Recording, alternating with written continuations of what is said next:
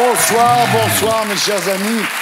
Que vous est-il arrivé d'intéressant cette semaine? Strictement rien. Et voilà. Bah, donc en fait, l'événement de votre semaine, c'est de venir ici le dimanche soir. Oui. C'est notre seul C'est le seul truc qui vous arrive en fait. On voit Ardisson et son public. Ouais. L'événement quand même, c'est qu'à un moment, on va quand même faire un point fringue. Parce qu'entre mon voisin qui prend son tapis de bain pour en faire un gilet et mon autre voisin qui, semble-t-il, s'est fait cambrioler... Ah non, me touche pas comme ça. Tu t'es fait... Non, me touche pas. Il a toujours la même cravate. Oui, c'est vrai. Non, je change de cravate.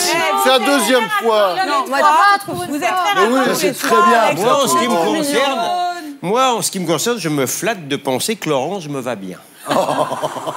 Il est toujours très content de lui. Ah, mais on n'est jamais si Attends, mieux. il y a un type au cinéma qui est venu me voir et dit « Regardez, j'ai les mêmes lunettes que Gilles William. Mais il se vante. Alors, je sais pas, Monia, t'as une blague? Ouais, Ça, j'ai ils ont une rien à blague. dire. J'ai une blague, mais nouvelle génération. C'est l'histoire... Ah, merci. C'est l'histoire de deux Instagrammeuses qui se parlent. Et il y en a une qui lui dit « Oh, mais t'es en train de prendre un selfie de ton tympan ?» Et elle lui dit « Non, connasse, je téléphone. » C'est pas mal. Alors attends, moi, j'ai une blague vieille génération, j'espère que le public va la comprendre. Hein. C'est Churchill qui disait, après la guerre, je pensais que soit je finirais député, soit je finirais alcoolique. Dieu merci, je n'ai pas fini député. Très bien. C'est un peu plus... C'est un peu plus cultivé, quoi, ouais. Je préfère l'ancienne génération, Monia. Ouais, alors, Monia, la semaine dernière, vous avez parlé du premier café pipe au monde. Alors, la production a fait un sondage très sérieux sur Twitter. La question, c'était... vous pensez quoi du café pipe que Monia Cachemire vous a présenté dans sa zone libre? Alors, les résultats sont assez intéressants. Ouais, 47% des tweetos ont répondu « Pourquoi pas ?» Des mecs, 47% des 47% des mecs veulent se faire sucer. Et 30% ont répondu « C'est épouvantable ». Et 23% sont... Voilà. Ouais, Ben moi, je suis fier d'être français. Alors, on commence avec les unes de la semaine.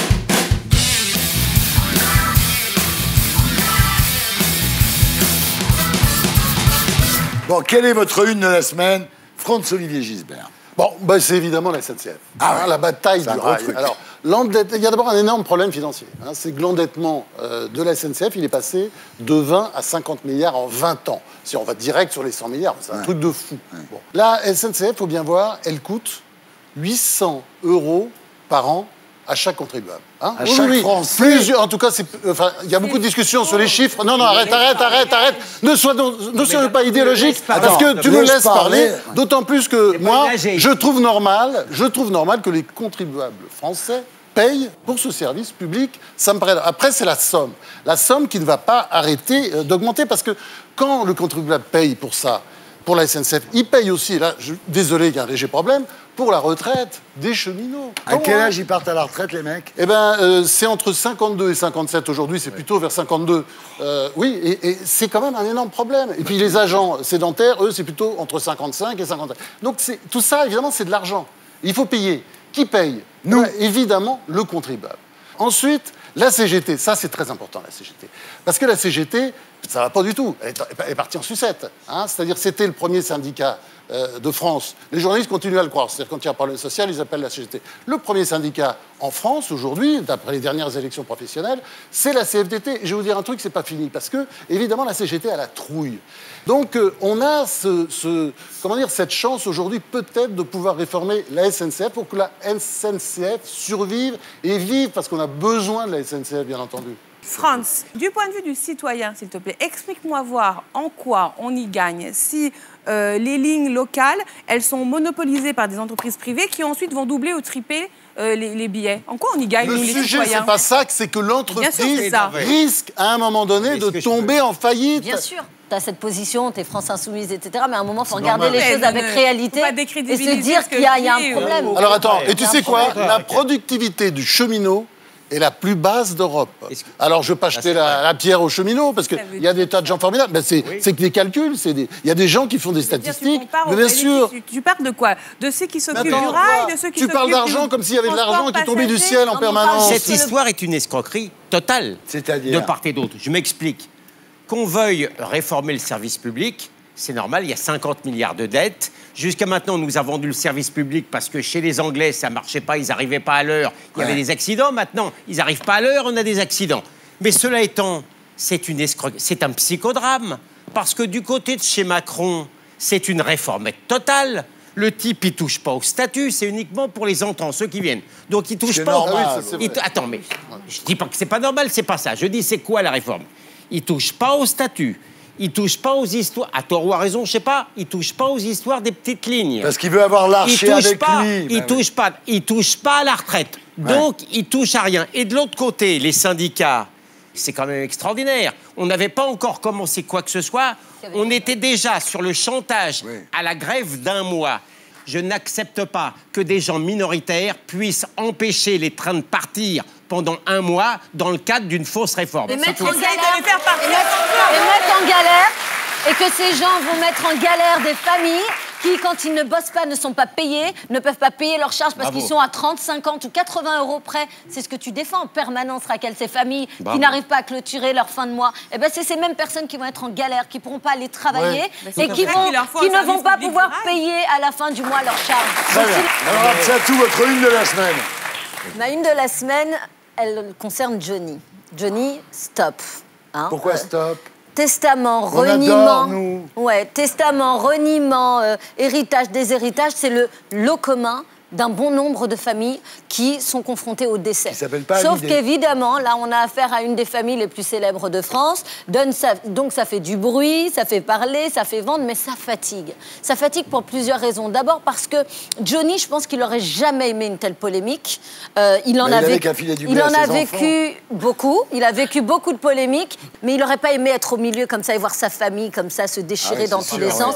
Il aurait détesté ce grand déballage. On a vu récemment Jean-Claude Camus, l'ancien producteur de Johnny, qui avait été remercié en 2010 et qui devient le soutien de Laetitia. Quel ami! Quand on a des amis comme ça, on n'a pas besoin d'ennemis. Parce que le même type déclaré en 2011, Laetitia, c'est Madame manage tout, Johnny, réveille-toi, l'amour rend aveugle. Alors du coup, on se pose la question de s'il n'a pas un quelconque intérêt aujourd'hui à faire la tournée comme ça des plateaux pour aller prendre une position. Et puis alors, moi j'ai vu un truc cette semaine chez BFM. En invité, la rédac-chef de Voici. Maintenant, ils sont invités partout, Voici Closer. Mais c'est dingue, avoir un invité rédac-chef de Voici. Mais surtout que les chaînes d'infos, ils invitent Closer et Voici comme si c'était Le Monde et Le Figaro. Il y en a un d'ailleurs qu'on aimerait bien entendre, moi c'est André Boudou, le père de Laetitia, qui est en froid avec elle visiblement. C'est là qu'il faut chercher la solution. Ouais, qui est en froid visiblement avec Laetitia, mais qui était proche de Johnny aussi, et donc ils ne se parlent pas trop. Donc voilà, mais... Juste stop pour Jad et Joy et stop évidemment pour la mémoire de Johnny. Putain, j'avais pas pensé à Jad et Joy. Oh merde! Mais t'es horrible! Oui, mais oui, c'est ma musique. J'adore les bisounours. Ils sont méchants, des méchants. Oh. Mais oui. Non. Raquel Garrido, votre une de la semaine, mon petit. J'étais au salon de l'agriculture et dans l'allée centrale du pavillon des éleveurs, il y avait des affiches partout. Union européenne, Mercosur, danger. Alors, l'Union européenne, on sait tous ce que c'est.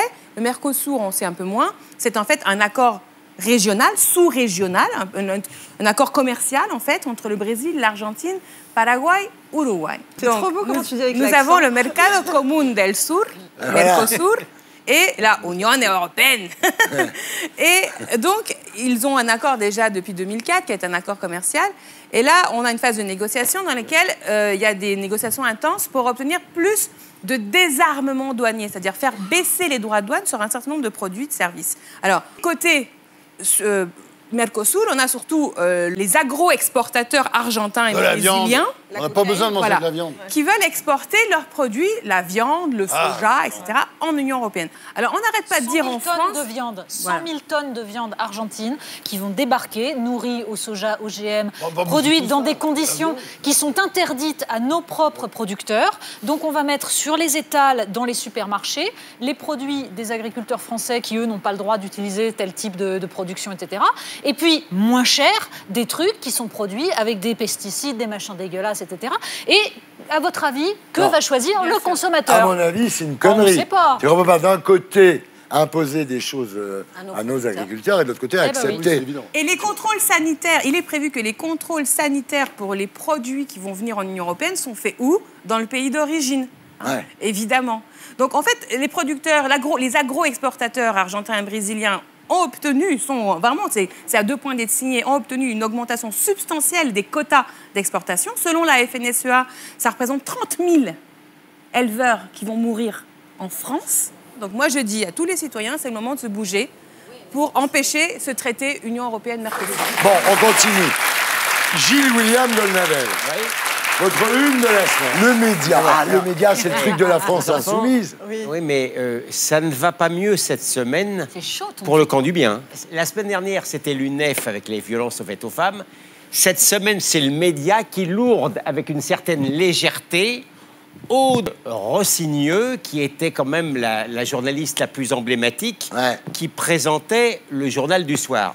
Nous avions reçu il y a quelques semaines l'un des fondateurs, M. Gérard Miller, que nous avions reçu avec toute l'urbanité qui nous caractérise. Moi, je leur ai filé du blé, moi. Ah ben non, mais attendez, mais... Il est arrivé à me tirer du pognon. Oui, mais il faudra... Je me demande s'il ne vaut pas exiger la restitution, parce que... Ah oui, parce que... oui, parce que la dame Rossigneux, elle n'est pas contente. Elle n'est pas contente. Elle dit que le licenciement qui la frappe l'a assommé. Elle dit qu'il était d'une très grande brutalité et ça contraste un peu avec... Attention les lunettes. Oui. Allons-y, hop. Ça contraste. Je vais vous lire ce qu'on trouvait dans le discours des Insoumis à propos de ce média. Nous appelons à soutenir la création d'un nouveau média fondamentalement alternatif par sa gouvernance, son modèle économique et son fonctionnement.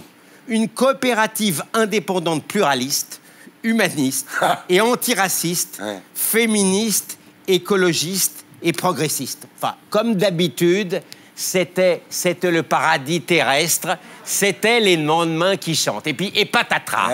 Et patatras. Et l'enfer est pavé de bonnes intentions. Tout ce que je constate, moi, c'est que... Et d'ailleurs, c'est ce que certains sociaux ont constaté, parce qu'ils ont écrit quand même, on aurait pu être consultés, nous autres, les sociaux. Moi, je suis socio, mais on va demander monnaie. Non, mais il y a un socio qui a dit, moi, j'arrête parce que j'ai l'impression que le média est en train de se boloriser. Finalement, les gens qui ont le cœur en bouche, la main sur le cœur, ils ont quand même aussi la main sur le portefeuille. Et c'est ce que je vous disais déjà la semaine dernière, cher Thierry, celui qui a le discours le plus sévère, c'est souvent le plus pervers. C'est vrai. Je suis tellement heureuse que tu fasses ta une sur un licenciement abusif qui te choque. J'espère que c'est pas la première et la dernière fois. Ah, c'est pas mal, ça. Vraiment, il m'arrive de plaider au prud'homme. Oui, quand t'es payé, mais bon. Bien sûr. Puis on fera des unes et tout ça. Bon. Deuxièmement, surtout, là, le problème, c'est juste que c'est pas un licenciement. Bien. Natacha, votre une de la semaine. Alors ma une de la semaine, elle concerne un événement que personne n'a noté. Il y a des vélos en France, Gobi Bike. Eh bien, l'entreprise Gobi Bike, c'est une des entreprises qui pose des vélos dans Paris, et puis on prend les vélos avec une application smartphone. Mais ils ont décidé de quitter la France. Oui. Pourquoi ils ont décidé de quitter la France ? Parce que il y a en France, ce qui n'arrive nulle part ailleurs à ce degré-là, du vandalisme et du vol. C'est-à-dire que les vélos sont cassés juste par plaisir. Alors, Vélib avait déjà eu le même problème, c'est-à-dire qu'ils avaient des frais pour réparer les vélos absolument ahurissants, ils n'avaient pas prévu ça. C'est-à-dire que nous sommes un des pays au monde où on aime casser ce qui relève du bien public. Et là, je me dis, alors il y a plusieurs explications. Il y a le vandalisme, j'allais dire, infantile. C'est-à-dire, je casse comme un bébé de 2 ans qui casse pour voir ce que ça fait. Voilà. Donc, ça veut dire qu'on a quand même des gens qui ont une mentalité de gosse de 2 ans, bon, qui n'ont pas tout à fait évolué. Il y a aussi, sans doute, le vandalisme de ressentiment. C'est-à-dire, je déteste les autres, je leur en veux de mon malheur, de ma souffrance, et donc je me venge. Il doit y avoir plusieurs explications, mais je me dis qu'une société est profondément malade quand elle en arrive là, et que ça a l'air anodin. Mais nous devrions vraiment nous interroger sur ce que ça nous raconte de la société française. Nous avons échoué à mettre en place une société qui respectait ce qui appartient à tous et pas seulement à notre petit nombril. C'est très grave. Voilà, Monia Cachemire. Oui, ma une. Donc, Après Christina Cordula, la France peut désormais compter sur les précieux conseils mode de Jean-Michel Apathy. Il en a donné à ma femme. Voilà, donc en gros, c'est les mêmes personnages avec un accent un peu différent. Donc vous connaissiez le « Ah là là, ma chérie, c'est magnifique !» Avec lui, vous allez connaître le « Je pense, ma chérie, que c'est absolument pas approprié. » Non, plus sérieusement, j'ai été horrifiée cette semaine de lire les propos de Jean-Michel Apathy ainsi que de nombreux autres internautes concernant la tenue de la députée Aurore Berger qui est venue dans Salut les Terriens. Ce qui est surprenant, c'est qu'aujourd'hui, en 2018, une femme peut se faire critiquer et insulter juste parce qu'elle porte un décolleté et une mini-jupe. Donc là, ce qu'on va faire, Thierry, c'est qu'on va oublier que je travaille avec vous. Et on va oublier aussi que Jean-Michel Apathy était mon ancien collègue de plateau, que je trouvais sympathique, jusqu'à ce que je lise ses propos. Il a déclaré à Aurore Berger, et peut-être que votre tenue, pour le dire clairement, n'est pas très adaptée à une prise de parole politique. Donc après le diable s'habille en Prada, voici le diable s'habille en Pravda. La révolution machiste est en marche. Ce qui est incroyable, c'est que selon Jean-Michel Apathy, toujours, il a dit, quand on va à un enterrement, on réfléchit comment on s'habille quand on est ministre. J'aimerais quand même lui rappeler qu'un ministre homme, quand il va à un enterrement, il passe juste du costume bleu au costume noir. Alors qu'une femme, on a une palette plus large et c'est pas pareil. Jean-Michel Apathy dit aussi, on s'habille en fonction du lieu où on va. Alors moi, je suis très curieuse. J'aimerais connaître les conseils mode de Jean-Michel Apathy pour prendre le métro seul, pour rentrer chez soi à 3h du matin, pour aller faire du jogging dans la campagne. C'est quoi les conseils mode de Jean-Michel Apathy à toutes ces femmes violées qui ont exposé en septembre au Kansas la tenue qu'elles portaient le jour de leur viol? Certaines portaient un jean, d'autres une robe rouge courte et décolletée, et d'autres étaient tout simplement en pyjama. Donc en fait, en gros, les conseils mode de Jean-Michel Apathy concernant la robe rouge d'Audrey Crespo-Mara, concernant le décolleté d'Aurore Berger, on s'en cogne, oui, car à présent, Jean-Michel Apathy a froid, il a les gambettes à l'air avec ce taillage de short. Et voilà. C'était les unes de la semaine.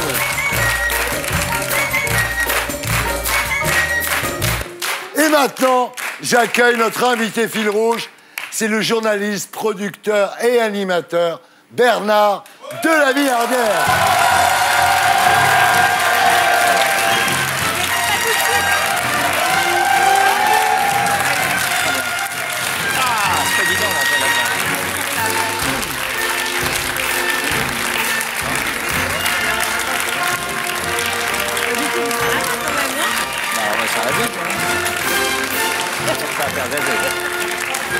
Bienvenue Bernard de la Villardière. Donc, tous les dimanches, on vous retrouve sur M6 en deuxième partie de soirée pour Enquête exclusive.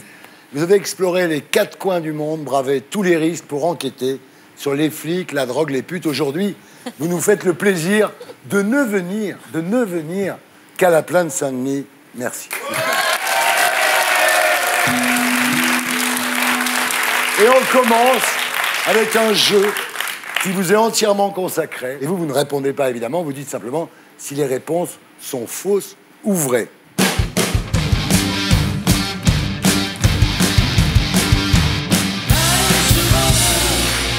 Attention, on se concentre. Comment Bernard de la Villardière était-il surnommé lorsqu'il était enfant? Milou, Pollux, Calimero, Casimir ou Bernardo? Casimir. Milou. Bernardo. Aucun numéro. Aucun. Si, il y en a. Calimero. Calimero. Calimero. Parce que vous étiez enfant extrêmement sensible, en fait, Bernard. Oui, j'étais chétif, ultra sensible, je cherchais la protection des autres, et je montrais mes blessures et mes faiblesses. Oh, miskin. Et puis, la vie a fait que j'ai mis des armures et des armures et des armures, et puis un jour, tout ça va craquer. Ce soir, et un jour, peut-être, je vais m'effondrer en sanglots sur un plateau, peut-être celui-ci ce soir. Mesdames, vous êtes... Restez avec nous. Attention, quelle phrase utilisait Bernard de la Villardière pour draguer les filles au lycée? Ton père a volé toutes les étoiles du ciel pour les mettre dans tes yeux. Est-ce que tu es fatigué? Parce que tu as couru dans mon esprit toute la nuit. Mademoiselle, je vous arrête pour délit de beauté sur la voie publique. Ou, si j'étais jardinier, je t'offrirais des fleurs. Mais je suis lycéen et je t'offre mon cœur. Mademoiselle, je vous arrête. Bravo. On a dit pareil. C'est encore Monia. Attention, on se concentre. Pour quelle raison Bernard de la Villardière a-t-il fugué à ses 16 ans à cause d'un chagrin d'amour, parce que son père l'avait traité de branleur, parce qu'il voulait déjà faire le tour du monde, parce que sa mère refusait qu'il fasse sa fameuse raie sur le côté. Son père. Parce que son père. Oui, c'est son père. Pourquoi il vous a traité de branleur, papa? Parce que je ramenais un énième bulletin scolaire qui était assez mauvais. Et donc, j'ai laissé un petit mot dans l'entrée. J'avais 16 ans, je crois, ou 15 ans, ou 16 ans. Et je lui ai dit, papa, je suis allé me branler ailleurs. Ah ouais. Bra. Quelle phrase figure sur le profil de présentation du compte Twitter de Bernard de la Villardière? Aime se dépasser et explorer le monde. Voyage plus loin que la nuit et le jour. Déteste la pensée pavlovienne. Ou passionné par les putes et la coke. Déteste la pensée pavlovienne. Oui, bravo, alors. Non, c'est Gisbert. Ah, c'est Gisbert. C'est plutôt mieux, non? C'est pour ça que je suis ravi d'être à gauche de Raquel Garrido. Oui, qui est une pavlovienne terrible. Café Bernard de la Villardière dans l'émission Dossier tabou en mars dernier. Il s'est battu avec un caïd de la cité de la Courneuve. Il a conduit après avoir fumé un gros joint. Il s'est fait hypnotiser par un travesti où il a tué un lion. Il s'est battu avec un caïd, c'est ça l'histoire. Mais non, c'est pas terminé, il y en a plus. C'est Absatou qui a marqué. Ah, mais c'est... Ouais. J'avais pas vu qu'il y en avait une autre. Je vous en supplie. Attendez la fin de l'énoncé pour répondre. On n'avait pas vu qu'il y en avait une autre. On n'a pas vu. Voilà. Donc vous avez fumé un gros pétard. C'était bien? C'était pas le premier, donc voilà. Attention, on se concentre. Qu'est-il arrivé à Bernard de la Villardière à 27 ans au Club Med à l'île Maurice? Il a pécho sa première meuf. Il a failli se noyer en tombant d'un catamaran. Il a été dépucelé par la géo du mini-club. Il s'est fait draguer par une fille Le Pen où il a battu Cyril Hanouna au tennis. Le Pen. Je l'ai dit, Le Pen et un ministre. Non, il a failli se noyer. Et on sait qui est la fille Le Pen. Ah bon, c'était laquelle? Je ne sais pas si c'était Marine ou Caroline, en fait. J'ai jamais cherché à savoir. Il s'y est torché? Non, mais elle était légèrement. Ouais, elle se ressemble un peu. On dansait ensemble, elle avait un dos nu et comme il faisait très chaud, ma main glissait maladroitement. Donc tu as cédé. Et ma femme suivait ça d'un œil attentif et donc j'ai abandonné tout ça. Café Bernard de la Villardière en mai 2015. Il a eu un accident de moto, il a enregistré une chanson, il a arrêté de fumer, où il s'est rasé la tête. Il s'est rasé la tête. Bravo. Il s'est rasé la tête. Il a fait un pari. C'est ça, hein? C'était quoi le pari? Je peux pas vous dire. Ah! Alors, qui a gagné, mes enfants? Monia. C'est Monia. Bravo.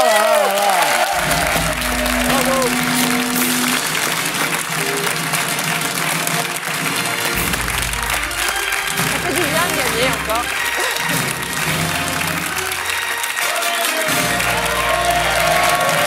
On se retrouve après la bulle pour les terriens du dimanche, l'émission qui vous aide à vous faire votre opinion.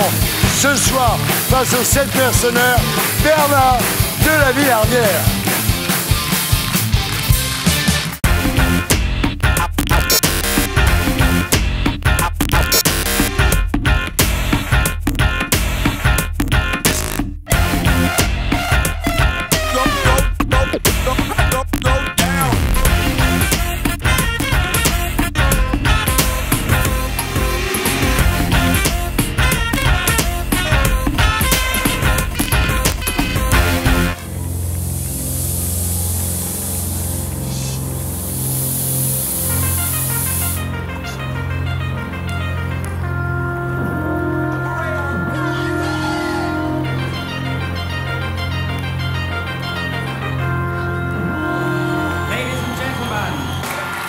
Salut les terriens du dimanche, bienvenue dans l'émission qui vous aide à vous faire votre opinion ce soir face aux 7 mercenaires.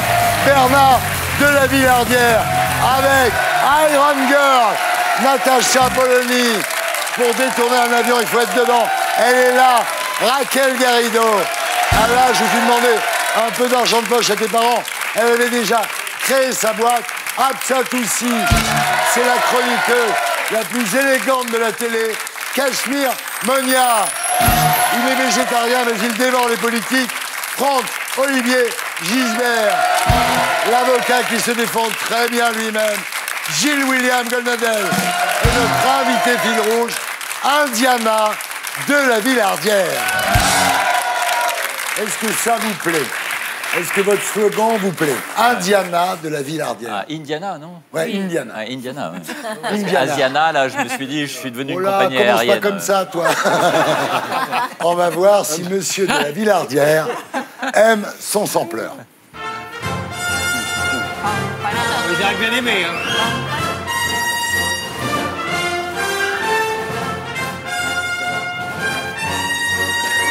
Ça vous plaît?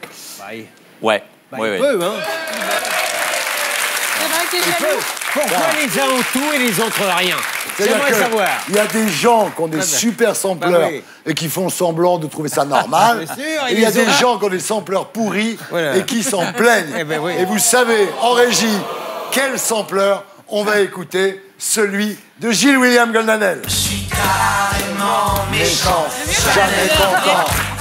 C'est carrément méchant. Jamais content. Bernard. Voilà, l'émission s'appelle Les Terriens du Dimanche. Le groupe Les Gréments de Fantine et le hashtag LTD. Alors Bernard, vous êtes donc journaliste, rédacteur en chef, producteur, animateur. Tous les dimanches, on vous retrouve sur M6 en deuxième partie de soirée pour Enquête exclusive.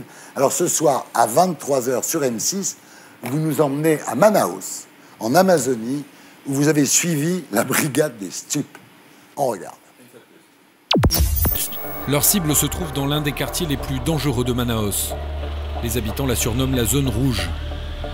Malgré son apparente tranquillité, les meurtres et les agressions y sont quotidiens. Les policiers investissent la maison suspecte. Sereinement, un pistolet à la main. Tout peut très vite basculer.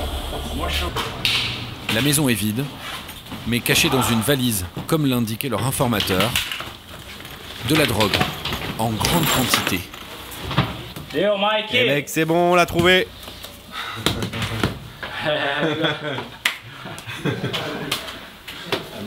On aurait eu du mal à la choper celle-là.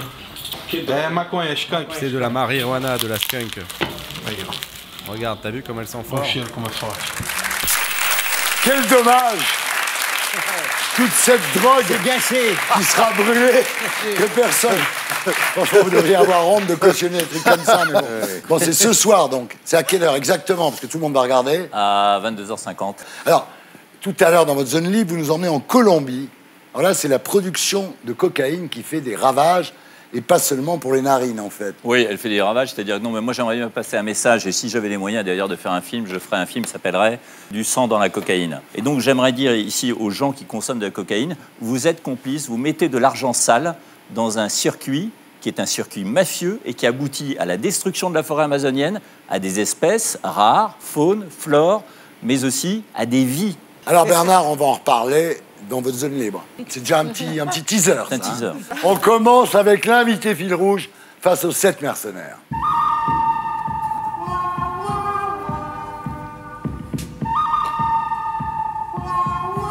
Alors, comme aujourd'hui je suis le 7e mercenaire parce que Jérém Starr n'est pas encore là, j'ai une question. Lundi, sur le plateau de Touche pas à mon poste, vous avez déclaré « Les femmes ont le droit de porter le voile, mais j'ai le droit de dire que c'est une régression. » Car le voile porte une idéologie qui dit « la femme est impure ». Elle peut être tentatrice pour l'homme, donc il faut qu'elle se couvre. Est-ce qu'en France, en 2018, on a le droit ou on n'a pas le droit de dire ça? Bah évidemment, oui, puisque je l'ai dit. Non, mais vous l'avez dit, mais vous avez vu le tollé que ça a suscité quand même. Je ne suis pas en train de dire, d'ailleurs, contrairement à ce qu'on voudrait me faire dire, qu'il faut interdire le voile.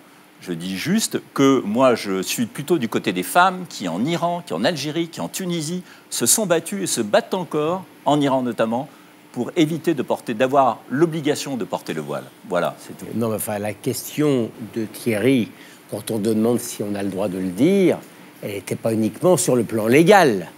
Mais il faut avoir le courage de le dire. Quand tu as fait cette réponse-là, qui me paraît assez légitime et modérée au sein de cette émission, auprès de Rokhaya Diallo, pour ne pas la nommer, on ne peut pas dire que tu étais extrêmement populaire. Donc il y a un vrai problème de dire des choses extrêmement modérées aujourd'hui dans la France médiatique.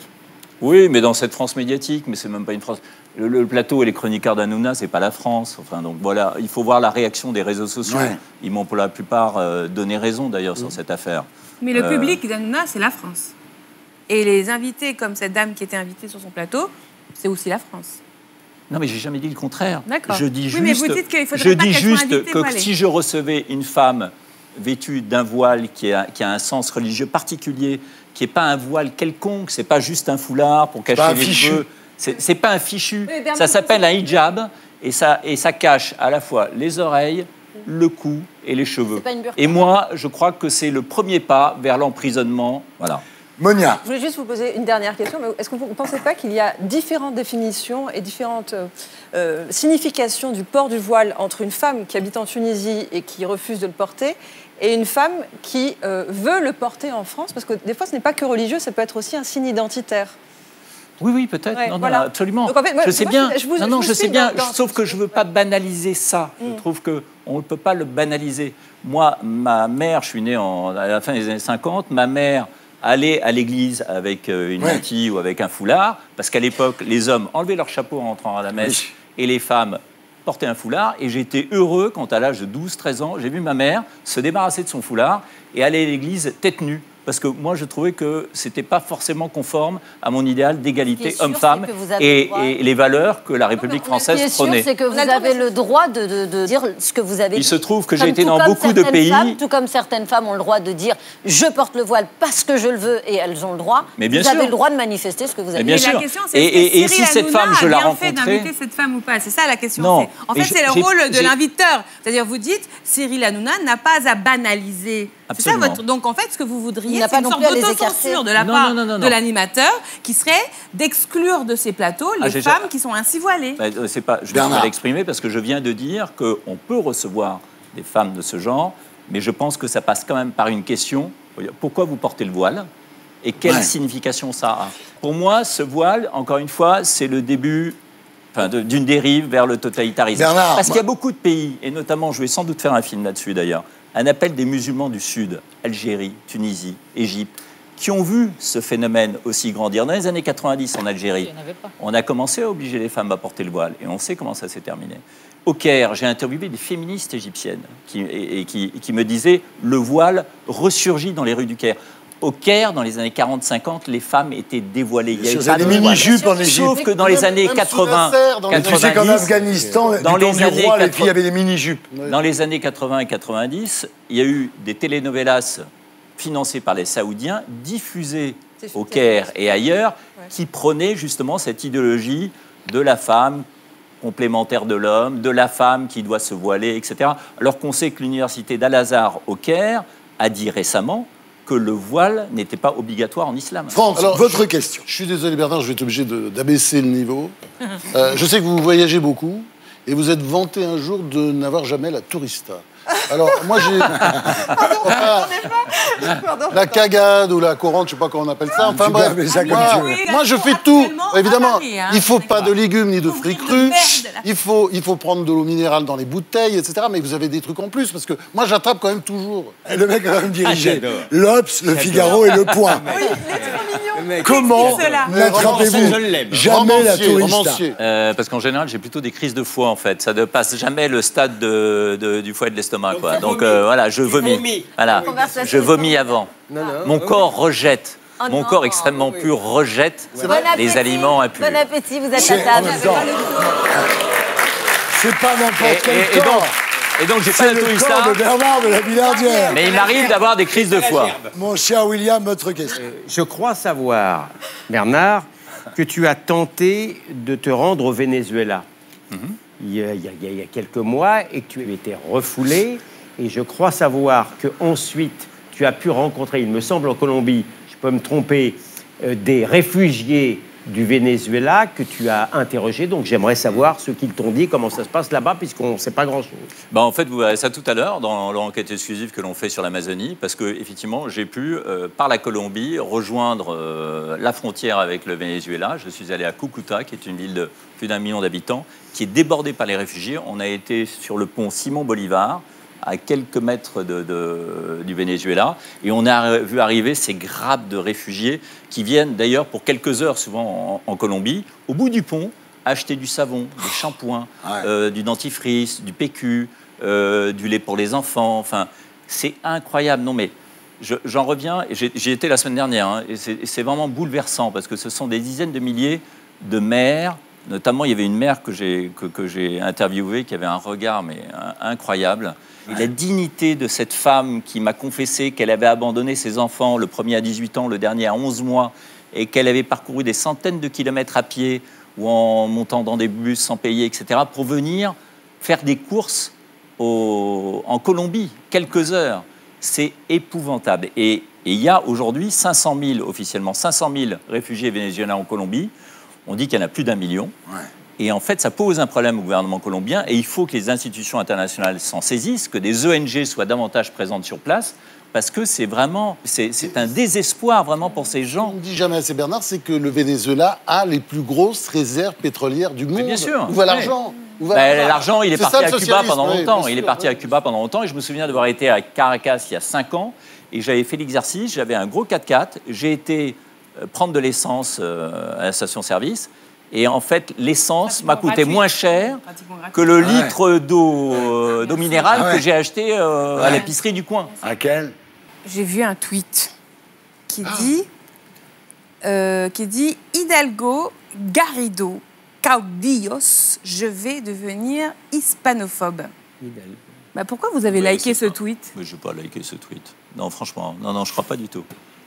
Il a fumé un pétard. On me dit en régie que ça a été vérifié sur votre compte. Ah bon Hidalgo, je comprends. Codillo, je comprends. Non, franchement, ça m'étonne beaucoup que j'ai liké ça. Non, franchement. Je sais, j'aime pas Hidalgo et je peux vous dire pourquoi. Mais alors vraiment, ce genre de choses, j'évite de faire ce genre de... Parce qu'elle a embouteillé Paris et c'est plus désastreux qu'avant. Elle a contribué à polluer davantage encore avec sa politique anti-voiture.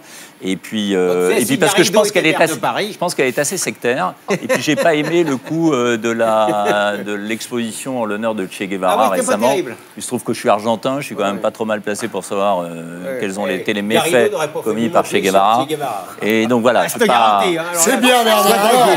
Monia Cachemire, votre question à Bernard de la Villardière. Alors, Bernard, vous êtes devenu, sans le savoir, un personnage de pop culture un peu comme Jacques Chirac. Sur Internet, il y a un blog qui vous est consacré. D'ailleurs, j'aimerais que l'on commente ensemble certaines photos qui sont sur ce blog. Par exemple, on va commencer avec cette photo. J'aimerais savoir, en fait, dans quel cas on se retrouve dans cette situation. Il drague. C'était au lendemain d'une soirée un peu arrosée, un pari avec un ami qui était là, qui m'a invité sur la plage à un déjeuner organisé par Nice ce matin. Et il m'a dit, tiens, tu peux pas faire ça. Et bon, voilà. Je le ferai plus aujourd'hui, mais c'était il y a une dizaine d'années. Ça, regardez, j'étais jeune et beau. Aujourd'hui, j'oserais plus. On regarde la deuxième photo. Alors là, vous êtes carrément assis sur une air-chaise. Pourquoi ? Et en plus, c'est le même copain qui m'avait invité à ce truc. Que des paris, ça me fait faire que des conneries. Oui, on regarde la troisième photo. Pourquoi ? C'est lui, ça. C'est Bernard de la Villardière. Il était mieux. Ah non, c'est Bernard de la Villardière. Non, parce que ce qui est incroyable, c'est que vous êtes le seul journaliste avec... Enfin, on peut trouver des photos de vous comme ça, mais jamais de Pujadas comme ça. Et d'ailleurs, en fait, vous êtes tellement unique dans vos photos, c'est pour ça que Twitter vous compare régulièrement au personnage de Chuck Norris. Et en fait, j'aimerais parler de ces tweets de Chuck Norris. Je vais vous donner les tweets et j'aimerais que vous me lisiez 3 tweets vous concernant, qui vous comparent à Chuck Norris.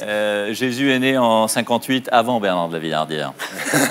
Bernard de la Villardière ne ment pas, c'est la vérité qui se trompe. Et alors, celle que je préfère, c'est celle-là. Si à 50 ans, une Rolex n'est pas accrochée au poignet de Bernard de la Villardière, c'est qu'elle a raté sa vie. Natacha, une question pour Bernard. Oui, on va retomber dans des choses un petit peu sérieuses. On parlait du média tout à l'heure dans les unes de la semaine. Et il y a eu une polémique autour du média, mais c'est pas vraiment ça qui m'intéresse. Cette polémique, c'est que le média a décidé de ne pas diffuser les photos, les images de la Syrie et notamment de l'attaque contre l'enclave de la Ghouta. Vous qui êtes allé partout dans le monde, qui vous êtes toujours battu pour pouvoir justement montrer des images. Que pensez-vous de cette question, qui est une question journalistique cruciale? Est-ce que les images permettent de dire le réel ou une partie du réel? Et je pense notamment à ce qui s'était passé au moment de la chute d'Alep. Parce que justement, on avait des images, mais on avait des images qui montraient l'action absolument ignoble de Bachar el-Assad, toute l'horreur, mais on n'avait rien sur ce qui se passait dans Alep-Est. Et on s'est aperçu après que c'était l'horreur aussi dans Alep-Est, et qu'il y avait des djihadistes qui faisaient régner une terreur horrible, mais pendant toute la prise d'Alep-Est, on avait juste les images de Bachar el-Assad massacrant son peuple. Et est-ce que les images suffisent? Non, les images ne suffisent pas. Non, non, bien évidemment. Et moi, je ne jetterai pas la pierre aux médias pour avoir pris ce genre de décision, parce que je pense que c'est un débat qu'il faut avoir davantage encore au sein des rédactions. Et donc là-dessus, sur les images de la Ghouta, je n'ai pas vraiment de réponse. Je n'ai pas envie de jeter la pierre à médias parce que je trouve que c'est utile de se poser ce genre de questions. Et notamment, moi, j'ai été à Mossoul il y a quelques mois. Et c'est vrai que j'ai regretté de ne pas être davantage au cœur de la bataille et d'essayer de deviner ce qui s'était passé de tous les combattants de Daesh. J'ai suivi cette armée qui venait de libérer un faubourg de Mossoul. Et tous les combattants de Daesh étaient au sol tués. Et quand j'ai dit où sont les prisonniers, on m'a dit « Ah non, mais ils se sont battus jusqu'au bout ». Et je pense que malheureusement, même l'armée irakienne contre Daesh, elle a pu commettre des choses épouvantables. Moi, je m'élève contre ces crimes qui sont des crimes contre l'humanité, des crimes de guerre. Et je pense que même dans le combat contre Daesh, il faut faire des prisonniers et il faut que ces gens soient jugés et pas abattus sur le terrain lâchement et de manière dégueulasse. Parce que Bernard de la Villardière. Non mais oui. Mais non, mais ce sont des gosses qui ont été enregimentés, qui ont été fanatisés, etc. Je ne leur cherche pas forcément des excuses, mais ils méritent en tout cas d'être jugés, rapatriés et jugés. Absatou, vous avez une question pour Bernard. En 2007, sur Sud Radio, vous avez dit que le rap avait une responsabilité dans le harcèlement sexuel et que le rap était une sous-culture. Ça ressemble un peu au propos d'Éric Zemmour pour le coup. Mais surtout, d'abord, ça me surprend d'un journaliste comme vous. Donc j'ai envie de vous poser 2 petites questions rapides. La première, c'est est-ce que vous pouvez me citer 3 artistes rap? Black M, Orelsan... Les anciens. Je vous avoue que moi j'écoute très peu le rap. Non mais laisse-le répondre. Et je vois de temps en temps des clips de rap à la télévision et je vois l'image de la femme qu'il véhicule et ça me... Voilà. Alors donc, ma deuxième question c'était de savoir si vous le pensez encore. Et Orelsan qui a reçu, je crois, un prix Victoire de la musique. Alors que dans une chanson, il parle de Marie Trintignant. Je vais te Marie Trintignant. Alors je vais vous inviter... On ne peut pas à la fois s'ériger sur des grands principes moraux et dénoncer le mec qui a un dérapage quelconque dans une émission, quelconque dans un bouquin ou dans une émission de radio, et tout d'un coup un chanteur, parce qu'il est chanteur, il peut dire n'importe quoi. Alors on ne peut pas... Non, je vais répondre. Excuse-moi, Raquel, je vais lui répondre, parce que c'est important pour et en plus, le rap véhicule souvent, effectivement, il y a eu des faits divers aux États-Unis, des règlements de compte entre chanteurs, etc., véhicule une certaine violence. Pas tout le rap. Justement, je voudrais vous inviter à découvrir, vous, le journaliste qui adorez découvrir d'autres choses, pour vous éviter d'avoir des propos aussi radicaux. Et aussi... Attendez, laissez-moi terminer, s'il vous plaît. Prenez une phrase. S'il vous plaît, non, mais laissez... Non, vous venez de vous expliquer. Je vais juste vous inviter à découvrir Kerry James, Oxmo Puccino, Abdel Malik, pour vous rendre compte que le rap ne se résume pas à ce que vous venez de dire, c'est-à-dire à Orelsan, et il ne se résume pas non plus à ce genre de... Vous prenez une phrase sortie d'un contexte. Orelsan, il a une musique qui est formidable, qui est la dernière, sauf qu'il a des textes scandaleux. Oui, mais t'as Seth Gecko, t'as Booba, je suis désolée, les nanas, elles sont très... Booba, c'est je vais te tchouin, tchouin, tchouin. Booba, c'est je vais te tchouin, tchouin, tchouin. Tchouin, c'est à toi. Je vais te tchouin, tchouin, tchouin. Voilà, c'était les 7 mercenaires face à l'invité fil rouge.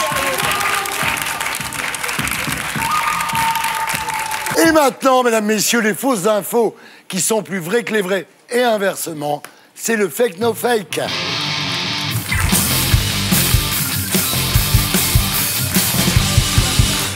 Il existe une formation féministe pour les prostituées en Espagne. Est-ce vrai, est-ce faux? C'est le fake no fake de la semaine. On regarde. Dans la série On n'arrête pas les idées anti-crise, une formation féministe pour prostituées a ouvert ses portes à Barcelone. Pas si surprenant, ici les maisons closes sont tolérées. 39% des hommes avouent s'offrir les faveurs de travailleuses du sexe. C'est partant de ce constat que l'association féministe a décidé d'inculquer à ses étudiantes les ficelles du métier. Au programme, apprendre à gérer les envies des clients et rappeler notamment les règles d'hygiène. Plus étonnant, des leçons de comptabilité, de droit des prostituées et de marketing pour apprendre aux étudiantes à se vendre sur Internet. Et enfin, l'apprentissage du bon ton à adopter au téléphone lors des appels de potentiels clients. La coprésidente d'Aprosex, Concha Borrell, souhaite moderniser l'image des travailleuses du sexe et aider ses élèves à associer leur statut à celui de femmes fortes, libres et indépendantes. Malgré la loi chez nous, nous avons pu rencontrer une Française qui envisage de rendre cette formation accessible aux prostituées de l'Hexagone. Elle a tenu à garder son anonymat. C'est très important d'apprendre aux prostituées à savoir se servir de leur corps. Mais le plus important, c'est de pouvoir parler avec elles de ce métier compliqué et dévalorisé. Et c'est ce que propose cette formation. Il est primordial de leur rappeler que prostituées ou non, elles sont des femmes puissantes et qui s'assument avec les mêmes droits que dans n'importe quelle autre profession. Prix abordable, discrétion maximale et garantie quasi totale de trouver un emploi après la formation. Seule condition, avoir la majorité et une bonne absence de timidité. Existe-t-il une formation féministe pour les prostituées en Espagne? Vous répondrez en dernier, monsieur Lavillardière. Ah oui, c'est vrai que je suis spécialiste, donc ouais. Vous connaissez la réponse, Natacha? Je dirais oui. Oui, ça me paraît pas non plus complètement farfelu. Je suis sûre qu'il y en a qui ont inventé ce truc-là. Ah oui, ouais, je suis certaine que c'est vrai. Oui, c'est totalement faux, mais vous êtes d'une naïveté. Non, mais attends, la bonne femme, là, on lui cache sa voix. On voit déjà pas son image. Donc, le coup de cacher la voix, c'est complètement un truc à la Simon. J'y pensais. C'est complètement faux. Absatou. C'est faux. Voilà. C'est faux. Moi aussi, je dis que c'est faux parce que pourquoi on n'entend pas le son de la femme qui parle à un moment donné? Oui. En espagnol, ça va pas. Ouais. Donc c'est faux. Je dis que c'est vrai, comme vous savez que la semaine dernière, j'ai passé ma semaine dans une maison close en Suisse et j'ai rencontré des féministes qui étaient là pour rencontrer les prostituées. Je pense que ça existe. Enfin, je sais que ça existe en Suisse, donc pourquoi pas en Espagne. Alors, on est dans une égalité parfaite. Et c'est Bernard de la Villardière qui va faire la décision. Tambour. Alors j'ai fait un sujet sur les bordels à Barcelone, mais c'était il y a quelques années, mais on n'en a pas trouvé des féministes dans les bordels à Barcelone. J'ai même interviewé un tenancier français qui avait investi dans les bordels à Barcelone, à qui j'ai demandé s'il mettrait sa fille sur le trottoir, et il m'a dit non d'ailleurs, étonnamment. Mais donc j'y crois pas, non. Pour vous, c'est faux. C'est faux. Eh ben la prod vous a tous niqué, ouais. C'est vrai.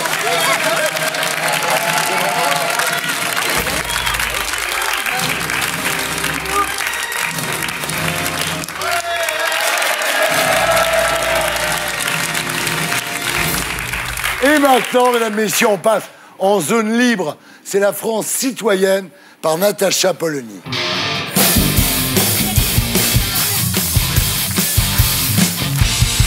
Alors, certains parents prônent une éducation bienveillante, sans cri ni fessée.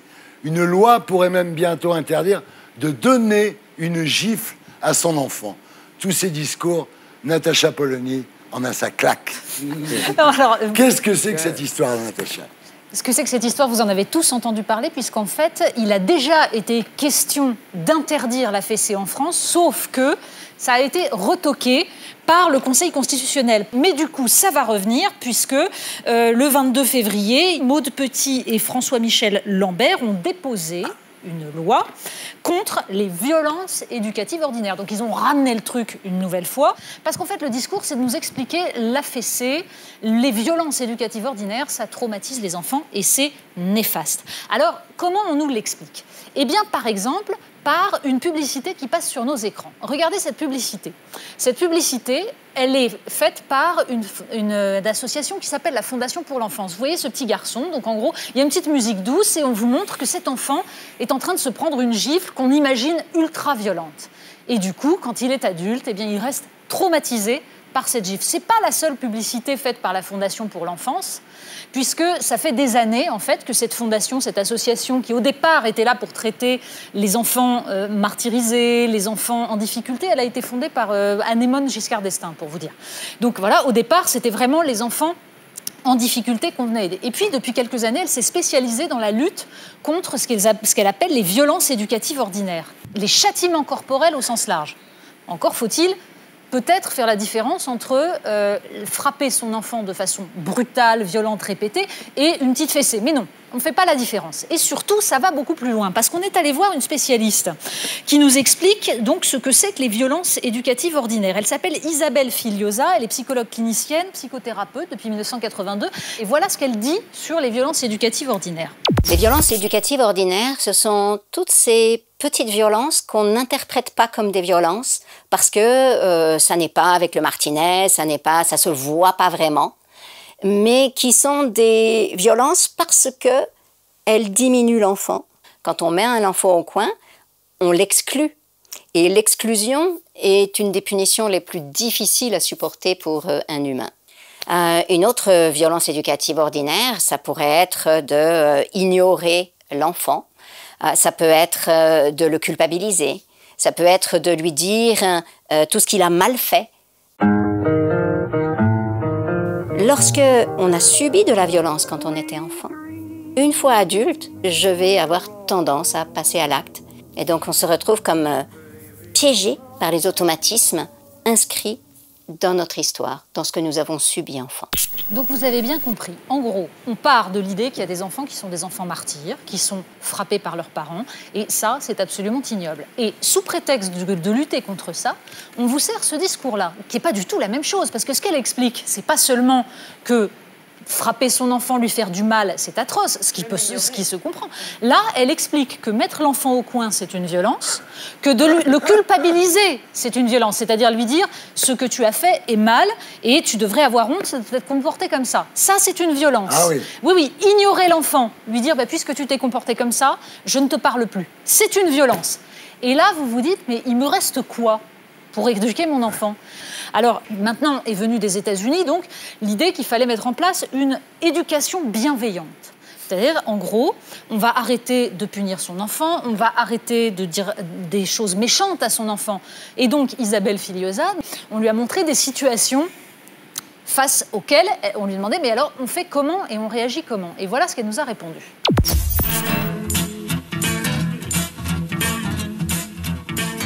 Un parent, face à une situation, un comportement débordant de son enfant, il a grosso modo une seule façon de réagir, mettre une limite, poser une punition. Eh bien, la parentalité positive, c'est dire, mais non, vous pouvez aussi faire ceci, vous pouvez aussi faire cela. Vous avez toutes sortes d'autres possibilités. Il y a d'autres chemins que celui que vous avez appris avec vos parents.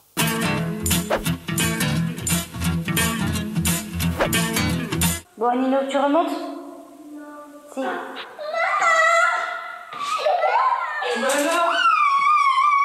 Une chose dont on est certain, c'est que l'enfant ne cherche pas à manipuler son parent. La plupart du temps, d'ailleurs, il n'en a pas les moyens intellectuels. Ses capacités cérébrales ne lui permettent pas toujours de répondre à nos attentes. D'une part, il y a un enfant qui frappe sa mère et donc souvent... C'est inacceptable, un enfant qui frappe sa mère. Jusque 3 ans, le ne pas est difficilement compréhensible par le cerveau. Et donc, quand on dit à un enfant « ne tape pas », lui, il entend « tape ». Si je vous dis maintenant « ne pensez pas à une girafe », vous êtes en train d'y penser. C'est la même chose qui se passe. Quand on dit « ne tape pas », on donne l'impulsion de taper à l'enfant.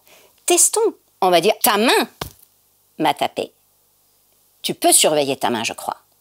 Et on va entraîner l'enfant à surveiller sa main. Et j'aime bien cette façon de faire parce qu'elle responsabilise l'enfant. C'est à table ou au lit tout de suite. Maintenant tu t'assois, tu te... Non. Je rigole pas.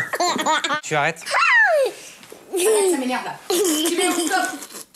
On peut croire que l'enfant est en train de provoquer son père. D'ailleurs, c'est ce que le père croit. Le père est absolument persuadé que l'enfant lui fait un affront. Mais quand le cerveau est sous stress, et probablement l'enfant a peur lorsque son père le prend comme ça de force, le rire est une libération du diaphragme pour en fait soulager le stress.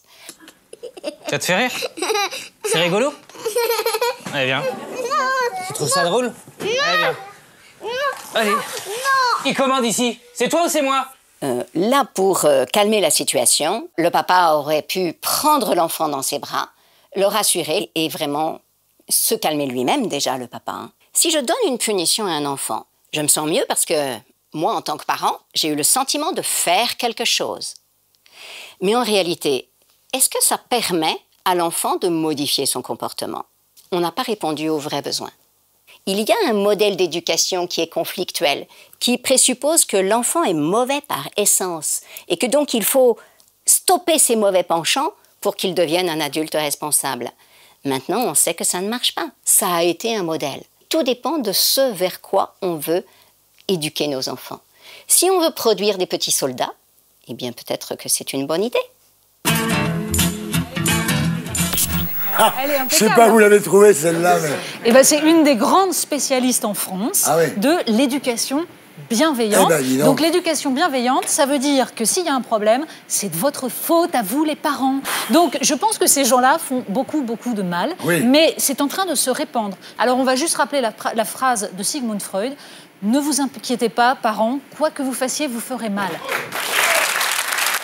Bernard, une réaction. Une réaction, moi j'ai donné la fessée à mes enfants entre l'âge de 4 et 7-8 ans, mais quoi, 1 ou 2 fois par an et encore. Alors s'ils ont vu entendu ce témoignage, peut-être qu'ils vont courir au commissariat 15 ou 20 ans après pour déposer plainte. Non, je me rappelle une anecdote, c'est qu'un jour j'avais laissé traîner des menottes à la maison que m'avait prêté un copain flic. Et ma fille a joué avec. Votre copain, là, votre super copain qui vous fait ma fille a joué avec. Elle se retrouvait avec des menottes. Elle avait 9-10 ans. Et il a fallu que je l'emmène au commissariat du coin pour imaginer la tête du flic. Mais je dirais que, en fait, moi, ce que je conseillerais aux parents, c'est dites à vos enfants que vous les aimez, quoi qu'il arrive. Parce que moi, mon père m'a cogné pas mal, même trop parfois, mais il m'a toujours dit qu'il m'aimait. Et cet amour de mon père a beaucoup plus compté que tout le reste. Il y a quand même une fois, vous avez cogné votre fils Marc, quand même. Ah oui, c'est vrai. Parce que j'ai trouvé une boule de shit dans son jean, dans la poche de son jean. Il avait 15 ans. Et donc, j'ai fait un peu la morale. Et il m'a dit... Et voilà, comme tous les parents, j'ai pensé que c'était pas de sa faute. C'était la mauvaise réputation. C'était ses copains. Et je lui ai dit, arrête de voir tes copains qui sont cons. Et réflexe, il a dit, mais non, c'est toi qui es con, papa.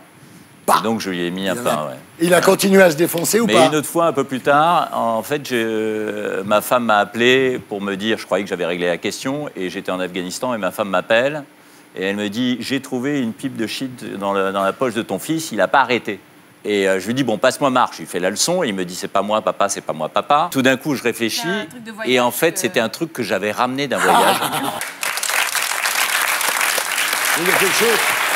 Il y a un auteur dont on n'a pas parlé, qui est absolument fondamental, et qui va contre tout ça, c'est Aldo Naori, qui fait l'éloge, c'est un génie qui fait l'éloge de l'autorité, qui dit de la frustration, quand l'enfant fait tomber la cuillère la première fois, eh ben il faut pas la prendre, parce que le réflexe des parents, ils jettent la cuillère, on la tu rejettes, il remet, etc. Et à la fin, il devient le patron. Et il faut lui expliquer, dès le départ, qu'il n'est pas le patron. C'est ça l'éducation. Il y a de l'autorité, il faut de l'autorité. Alors... Aldo Naori de Aldo Naori. Alors, ce qu'il faut dire en parlant, moi j'ai mis des années à connaître l'enseignement de Naori. Il dit un truc très simple, ça pour nos amis téléspectateurs qui ne connaissent pas Naori, c'est qu'il dit que quand on est trop sympa avec les enfants quand ils sont petits, on se fait plaisir, mais après ils ont des vies de merde. Quand on est dur avec eux quand ils sont petits, on se fait moins plaisir, mais après ils ont des meilleures vies. Et je trouve que c'est assez génial, c'est assez définitif. Naori m'a beaucoup aidé pour ma fille, ma première, ma deuxième, la troisième, jusqu'à l'âge de 2 ans. Le problème, c'est que où est Naori avec les adolescents? Franchement, parce qu'une fois que tu as fait, ça, comme il a dit, éduquer les enfants, c'est quand même quelque chose de très touchy. Et je trouve que les gens qui parlent avec beaucoup d'aplomb sur ces sujets... Les gens qui ont des certitudes, Je m'en méfie parce que je me demande... Enfin, je ne sais pas si c'est dame à des enfants, j'imagine que oui. Mais merde, c'est difficile, quoi. La frustration du métier de parent, c'est qu'il faut faire en sorte que tes enfants soient bien dans leur peau, etc., les guider jusqu'à l'adolescence. Et puis à l'adolescence, il y a un moment où ils vont te tuer. Il faut accepter d'être tué à petit feu par ses enfants. Voilà, merci. Natacha.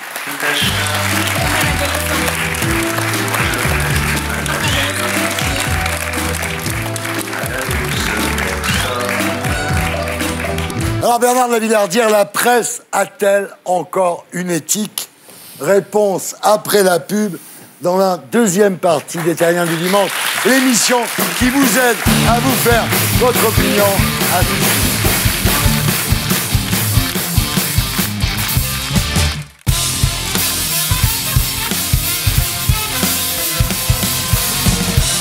Rebonsoir les Terriens du Dimanche. Nous sommes de retour sur Terre dans l'émission qui vous aide à vous faire votre opinion, toujours en compagnie des 7 mercenaires. Natacha Polony, Raquel Garrido, Absa Toussi, Monia Cachemire, François-Olivier Gisbert, Gilles-William Goldnadel. Ce soir, face aux 7 mercenaires, Bernard de la Villardière. Et voilà, on passe en zone libre, c'est la France qui se fâche. Par Gilles-William Goldnadel, évidemment.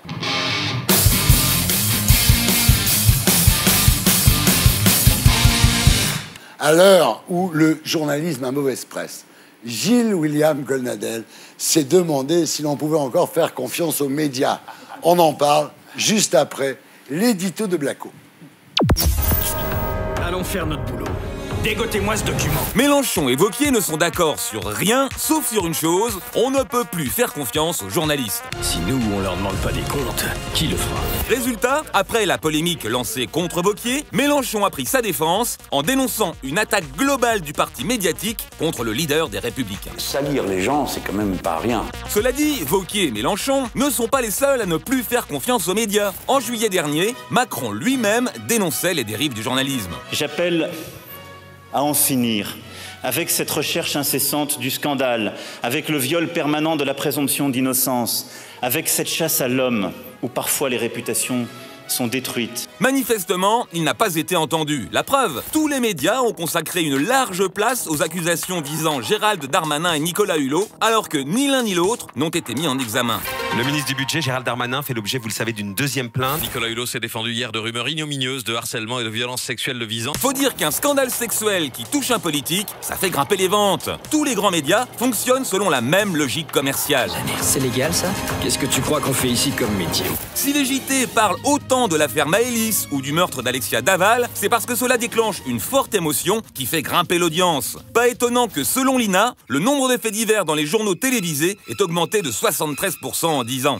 Cette course à l'audience concerne aussi la politique. Quand Wauquiez parle 2 heures aux étudiants de l'EM Lyon, l'émission Quotidien ne diffuse que les brefs extraits qui vont faire polémique. Pas de transcription de ce que je dis. Parce que sinon, ça peut tout simplement pas être un espace de liberté et ce que je vais vous sortir sera juste le bullshit que je peux sortir sur un plateau médiatique. Résultat, son audience grimpe. Évidemment. Et quand Mélenchon est invité à parler 2 heures sur France 2, tout est organisé pour le déstabiliser ou le mettre en colère, parce que c'est ça qui va faire le buzz. J'en ai par-dessus la tête de ce genre de numéro. Chaque fois que je vais quelque part, je me tape Venezuela. On va faire une boîte, vous savez, comme les vaches qui font meuh, là. Meuh, comme c'est Mélenchon, Venezuela. En mettant en cause les méthodes des journalistes, Wauquiez et Mélenchon risquent de se fâcher avec la presse. Mélenchon, le nouveau risque français. Sauf qu'aujourd'hui, ce n'est pas forcément un handicap d'avoir les médias contre soi. La preuve, Trump n'était soutenu que par 6 journaux contre 274 pour Hillary Clinton. Que se passera-t-il si nous ne publions pas? On sera perdant. Le pays sera perdant. Et pourtant, c'est lui qui a été élu président des États-Unis. Et voilà, bravo et merci à Stéphane Blakowski. Alors, Gilles William, la presse a-t-elle encore une éthique? Écoutez, on va essayer de ne pas donner trop dans le simplisme. J'ai lu, pas plus tard que le jeudi 1er mars, c'est pas vieux, un article que je trouve assez déconcertant dans Le Monde, cet ancien journal de référence, où il était indiqué qu'il serait malséant aujourd'hui, comme Macron, comme Mélenchon, comme Wauquiez, comme Marine Le Pen, de critiquer les médias sous peine d'attenter, je n'invente rien, vous lirez, à la liberté de la presse. Oui. Mais alors, j'aimerais savoir au nom de quel principe, démocratique ou légal, on aurait le droit de traîner dans la fange les hommes politiques, d'indiquer qu'ils sont coupables de toutes les turpitudes du monde, et par contre, pour des raisons de révérence gardée, de ne pas critiquer les journalistes comme s'ils étaient en sucre glace. Oui. Moi, j'ai rencontré beaucoup de journalistes procureurs, des types qui enquêtaient purement à charge. J'ai rencontré des journalistes du service public de gauche, pardon pour le pléonasme. J'ai rencontré des journalistes flics qui enquêtaient exactement comme les policiers, mais avec beaucoup moins d'obligations, évidemment, légales. J'ai rencontré des journalistes à gages qui étaient prêts à assassiner la réputation d'une vie pour pouvoir faire l'article d'un jour. La réalité, elle est là. Mais quand j'ai dit ça, je suis très injuste en vérité. Parce que le public, il n'est pas innocent, le public. Il exige des têtes. Et il est prêt à exiger des têtes, à cracher sur les têtes, à pleurer sur les têtes, et après, justement, à en vouloir à ceux qui lui ont apporté leur tête sur un plateau. C'est pour ça que je voudrais terminer, une fois n'est pas coutume, par une note de modestie. Je suis toujours à la recherche d'un journaliste, pas davantage, qui ne soit pas esclave des préjugés et qui pourrait pouvoir enquêter uniquement avec bienveillance et sens de l'équité. Alors, d'abord Bernard, ensuite Franck.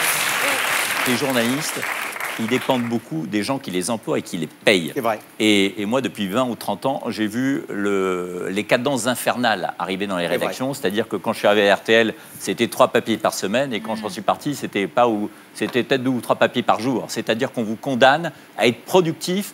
Et donc, c'est l'investigation et l'enquête qui reculent. Et puis, il y a une autre chose aussi que j'aimerais ajouter, c'est qu'il y a cette loi sur la diffamation qu'il faudra absolument réformer, parce que moi, je n'arrête pas, tous les mois, je vais au tribunal correctionnel de Paris pour être mis en examen pour diffamation. Non, moi, je ne suis pas du tout d'accord avec ton truc sur la productivité, parce que moi, j'étais journaliste au Nouvel Observateur quand j'étais tout jeune, j'avais 21, 22 ans. On travaillait 24 heures sur 24. Je suis resté 17 ans dans ce journal. C'était une liberté totale. Le truc qui ne va pas aujourd'hui, c'est qu'il n'y a plus d'enquête. Il n'y a plus d'enquête, et c'est pas parce qu'il n'y a pas d'argent. Il n'y a plus d'enquête parce qu'aujourd'hui, pour se faire un nom, on est rentré dans le journalisme de jugement et de morale. De plus en plus. Mais ça coûte beaucoup moins cher d'avoir une opinion que d'enquêter. Donc les gens lisent d'abord Le Monde, et puis après, tout le monde reprend. Et le problème qu'on a aujourd'hui, c'est le côté suivisme. C'est une profession de plus en plus suiviste. C'est-à-dire, en fait, ce qui est en train de manquer aujourd'hui, c'est le journalisme contradictoire dans lequel nous avons vécu. On voit toutes les parties et on échange et on fait parler. Et c'est ça aujourd'hui qui manque. Tout est devenu idéologique. Natacha. Juste, je pense que tout de même la dimension économique que vous avez soulevée est absolument essentielle. Merci. Deuxième chose, il y a bien sûr la dimension qui est la dimension morale, c'est-à-dire qu'il y a beaucoup de journalistes qui se prennent pour des curés, parce que la mentalité de curé aujourd'hui est en train de gagner. Exactement. Mais il ne faut pas oublier une troisième dimension, qui est la dimension sociologique. C'est-à-dire que la France en particulier est en train disons, de calquer sa sociologie et sa géographie. La fracture sociologique, la fracture entre les classes sociales, elle devient géographique. Et dans un pays centralisé où tous les grands médias sont à Paris, eh bien, la sociologie des journalistes ne peut pas coller avec la sociologie du reste du pays. Même quand ils sont nés en province et qu'ils sont venus à Paris, ils ont de la famille en province, ils connaissent, ils y vont, mais c'est pas la même chose. Ils ne vivent pas au milieu. Et donc, c'est très compliqué de raconter la réalité. Et c'est le seul pays, quand même, européen où tous les médias sont à Paris. Gilles William, c'est votre zone libre, c'est vous qui concluez. Mais il manquerait, bien sûr. Bon, allez. Non, mais tout ce qui a été dit là, j'y souscris parfaitement. Bon, mais voilà, donc mais fini. plus particulièrement à ce qu'a dit Natacha, parce que je m'en veux beaucoup d'avoir oublié de parler du journaliste curé. Celui-là, c'est le plus redoutable de tous et c'est le plus détesté. C'est à cause de celui-là que les gens n'en peuvent plus, justement, des prêchis-prêchats et de ce que j'appelle l'Église catholique. Et notamment à l'abbé Plenel, et ça n'est pas au nom de la neutralité, c'est au nom de leur improbable supériorité morale. Ouais. Et moi, je ne me considère pas inférieur moralement, par exemple, à l'abbé Plenel. Voilà, très bien. Je suis carrément méchant, jamais content.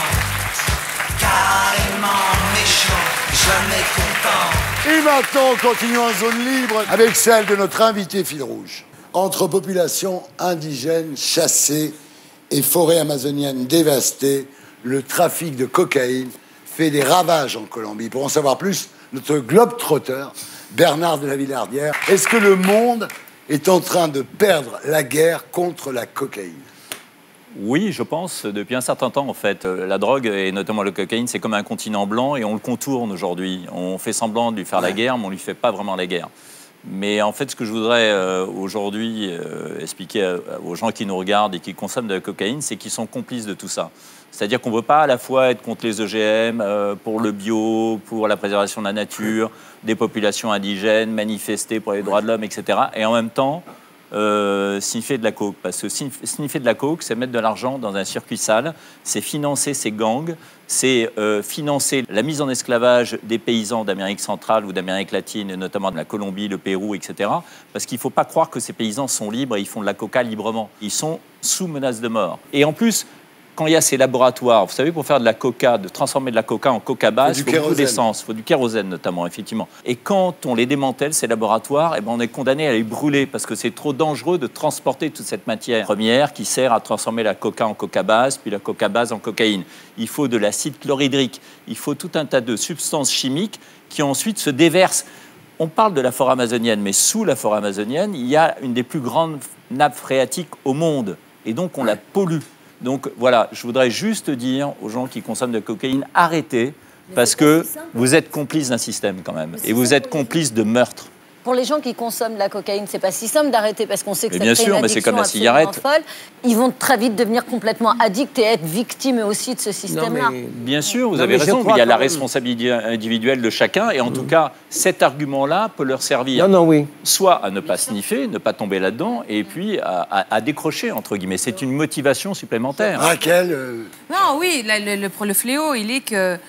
Pour prendre le cas de la Colombie proprement dite, c'est-à-dire la guerre civile, entre guillemets, entre les FARC et le gouvernement, les paramilitaires, en fait, on s'aperçoit que la mafia de la drogue, elle est dans tous les camps. Les FARC vont dire c'est le business de la drogue, c'est l'impôt révolutionnaire, je dois financer ma guérilla, donc je dois vendre de la drogue, etc. Côté gouvernant, on a de la mafia, tout simplement. Natacha? Oui, je pense que l'action qu'on peut mener en France, elle est à la fois celle de la responsabilisation et je pense que votre discours est absolument essentiel pour faire comprendre à des gens favorisés. On ne peut pas, simplement parler de la dimension festive, se sentir quelqu'un de cool et de tout puissant parce qu'on se drogue. Il y a un moment où il faut aussi que la cocaïne être intégré au monde et qu'il y a de plus en plus de problèmes cardiovasculaires. Exactement, elle est de plus en plus dangereuse. Et il y a une dimension aussi de lutte contre les autres drogues qui là sont beaucoup plus complexes encore à combattre parce que c'est à la fois des drogues comme l'héroïne, le crack qui touchent des populations plus défavorisées, qui sont encore plus destructrices, et les drogues de synthèse, où là, il y a une dimension de lutte contre le temps, c'est-à-dire qu'on en découvre tous les jours de nouvelles. Moi, je veux juste ajouter un truc, c'est qu'il faut dire aux gens que la cocaïne bouffe la myéline. La myéline, c'est la substance grasse qui entoure les neurones. C'est ce que n'a plus Bec BD. Et quand on prend de la cocaïne, on se bouffe la myéline, et après, les neurones se touchent, c'est la vérité, un peu comme des fils électriques qui ne seraient plus protégés. Donc si vous prenez de la cocaïne, vous vous niquez le cerveau.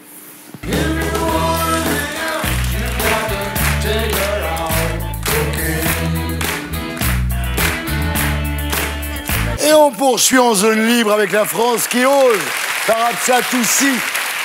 Alors, Absatou, Time to Start, c'est le nom d'une association située à Montreuil qui aide les jeunes issus des quartiers populaires à monter leur boîte. Absatoussi a voulu en savoir plus, alors elle est allée tirer le portrait d'une banlieue loin des clichés. On regarde. On parle souvent des banlieues sous l'angle négatif de la drogue, de la violence, mais pourtant il s'y passe beaucoup de choses positives. C'est ce que j'ai voulu aujourd'hui vous montrer. Des jeunes qui se battent au quotidien, qui prennent en main leur destin, qui décident de devenir entrepreneurs de leur propre vie. Et c'est ce que je vais vous montrer. On part à la rencontre d'Awa.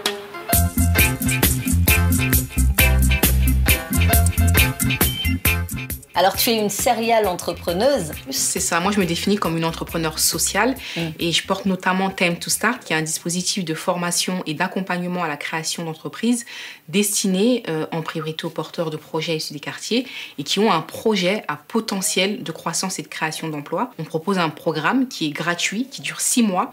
On veut vraiment les aider à construire un projet solide au départ pour que dans 3 ans, ils puissent toujours exister. C'est des pépites qu'on va trouver et on sait que demain, ils impacteront de manière extrêmement positive les quartiers.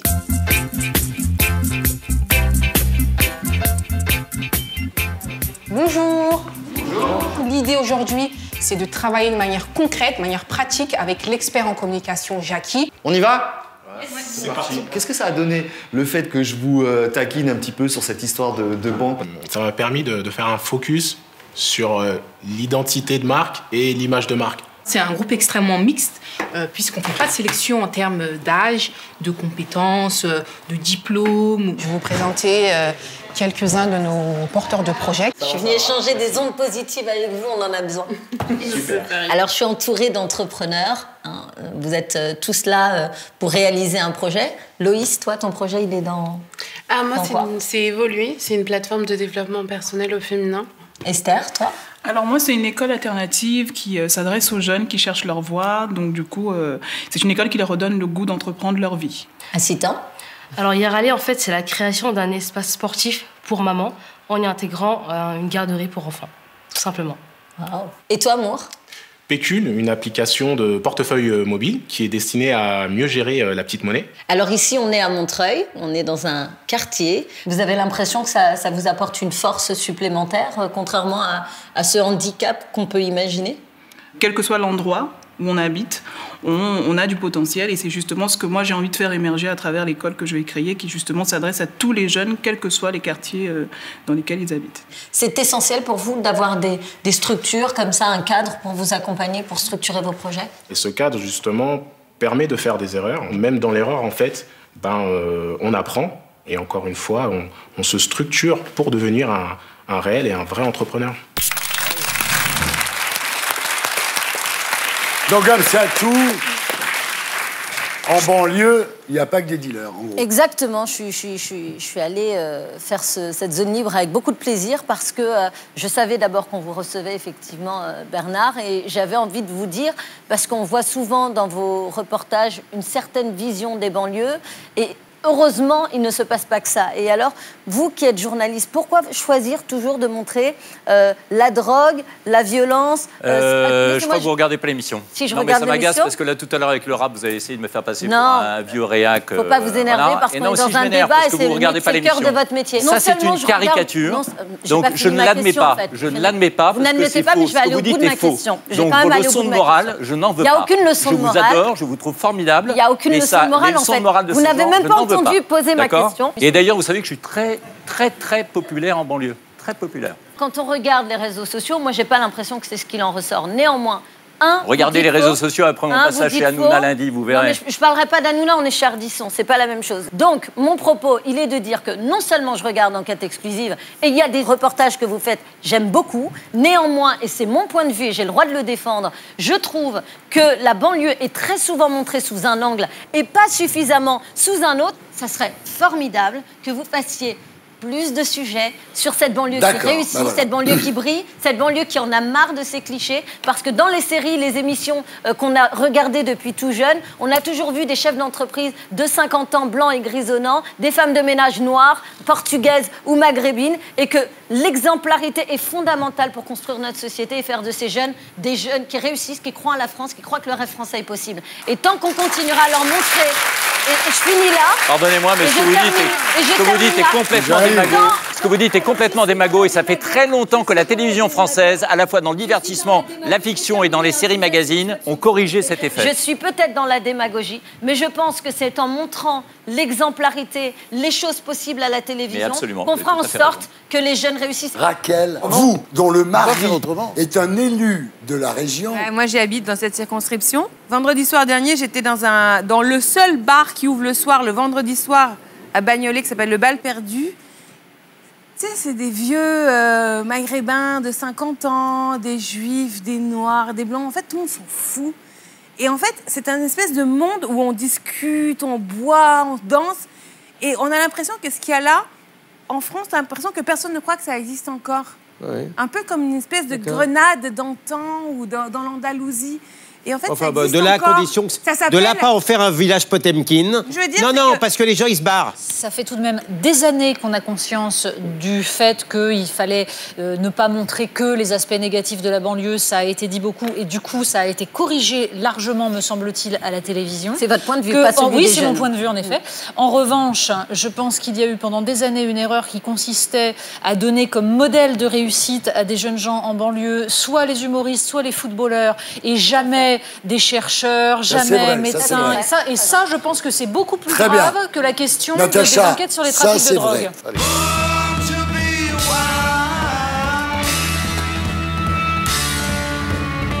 Bernard de la Villardière, merci d'avoir été avec nous. Je rappelle, enquête exclusive ce soir à 23h sur M6. Vous êtes allé en Amazonie pour enquêter sur le tourisme de luxe et le narcotrafic. Voilà, c'était la P2, c'était rien du dimanche. L'émission qui vous aide à vous faire votre opinion. À tout de suite.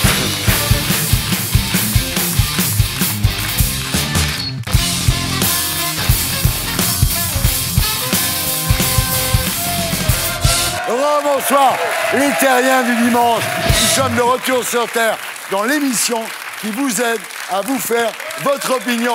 Toujours en compagnie des 7 mercenaires.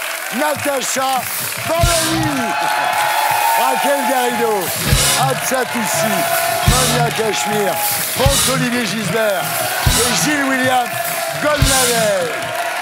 Et maintenant, il est l'heure de changer de disque. On continue en musique, c'est le blind test de l'actu.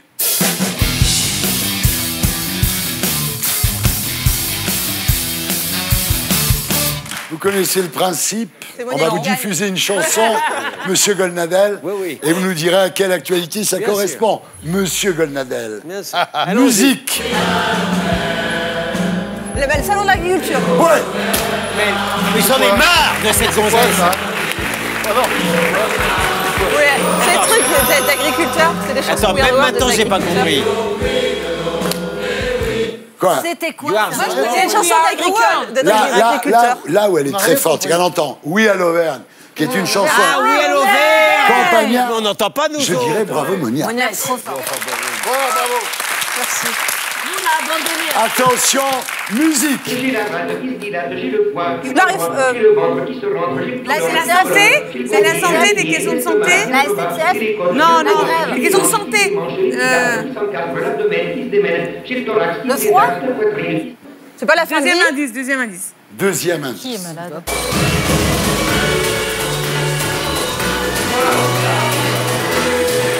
C'est quoi ce Neymar. Ah, Neymar. Bien.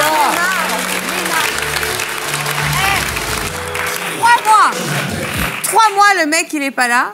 On l'a payé des millions. Non, mais on fait pas de politique, on t'a dit. Je parle pas de politique. C'est la faute des Américains. Ouais. Et Macron n'est pas blanc comme neige dans cette histoire, moi je te le dis. Attention, musique. La réforme La réforme Macron. Je l'ai dit avant. La réforme Philippe. Mais non. Mais non, Thierry, bon, je lui donne, mais je l'avais dit avant. Je lui donne. Mais qu'est-ce que c'est? C'est ton droit, Macron, mais c'est moi. It's a replay. Mais là. Pas de replay, hein. Regardez-moi. C'est quoi? Franchement, Regarde ma bouche. c'est pas un jeu, j'aime pas faire la charité, mais c'est pas un jeu dans lequel j'excelle. Tu permets qu'on regarde le replay? Il est prêt à tout. Replay. La réforme C'est Monia. C'est Monia. Monia. Ah oui. Et je le donne. Je l'offre à Gilles William. Franchement, je te l'aurais donné volontiers. C'est un pays. C'est un pays. Vous êtes pro-arabe, j'adore. Thierry, je l'offre à Gilles William. Non, mais c'est un pays où la mendicité ne sert à rien. Même quand je supplie, je l'ai pas encore. Musique. Je me voyais déjà En haut de la l'affiche, en 10 fois plus gros que n'importe qui, mon nom s'étalait. Je me voyais déjà PSG Marseille. Laetitia Hallyday. Audre Rossignol. Deuxième indice. Vas-y, va. Xi Jinping. les Oscars. Les Oscars.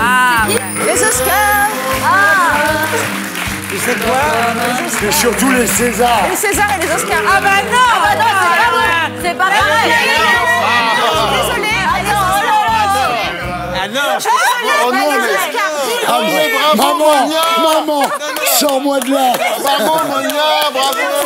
Bravo. Bravo, Monia. Bravo. Ah non, mais qu'est-ce qu'on chien? Elle a dit les chiens. Elle a dit les Oscars. C'est pareil. On s'en fout. C'est pareil. Bon, attention, musique, Monia. La Fashion Week. C'est Fashion Week. Garrido. C'est quoi?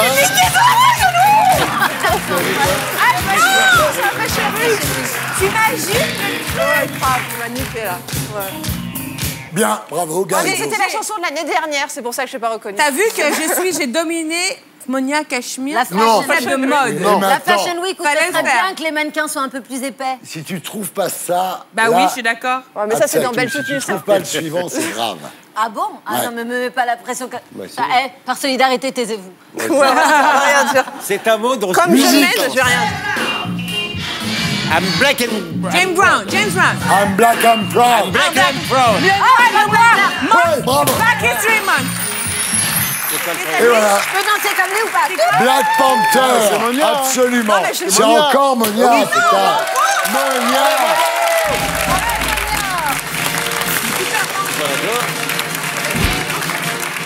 Merci.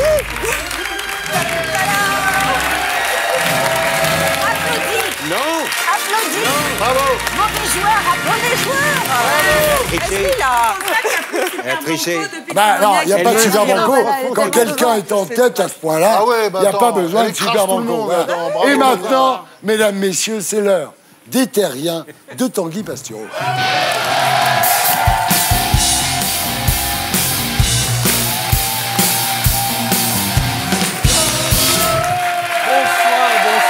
Oh là, mais quel accueil ce soir, c'est oui. incroyable.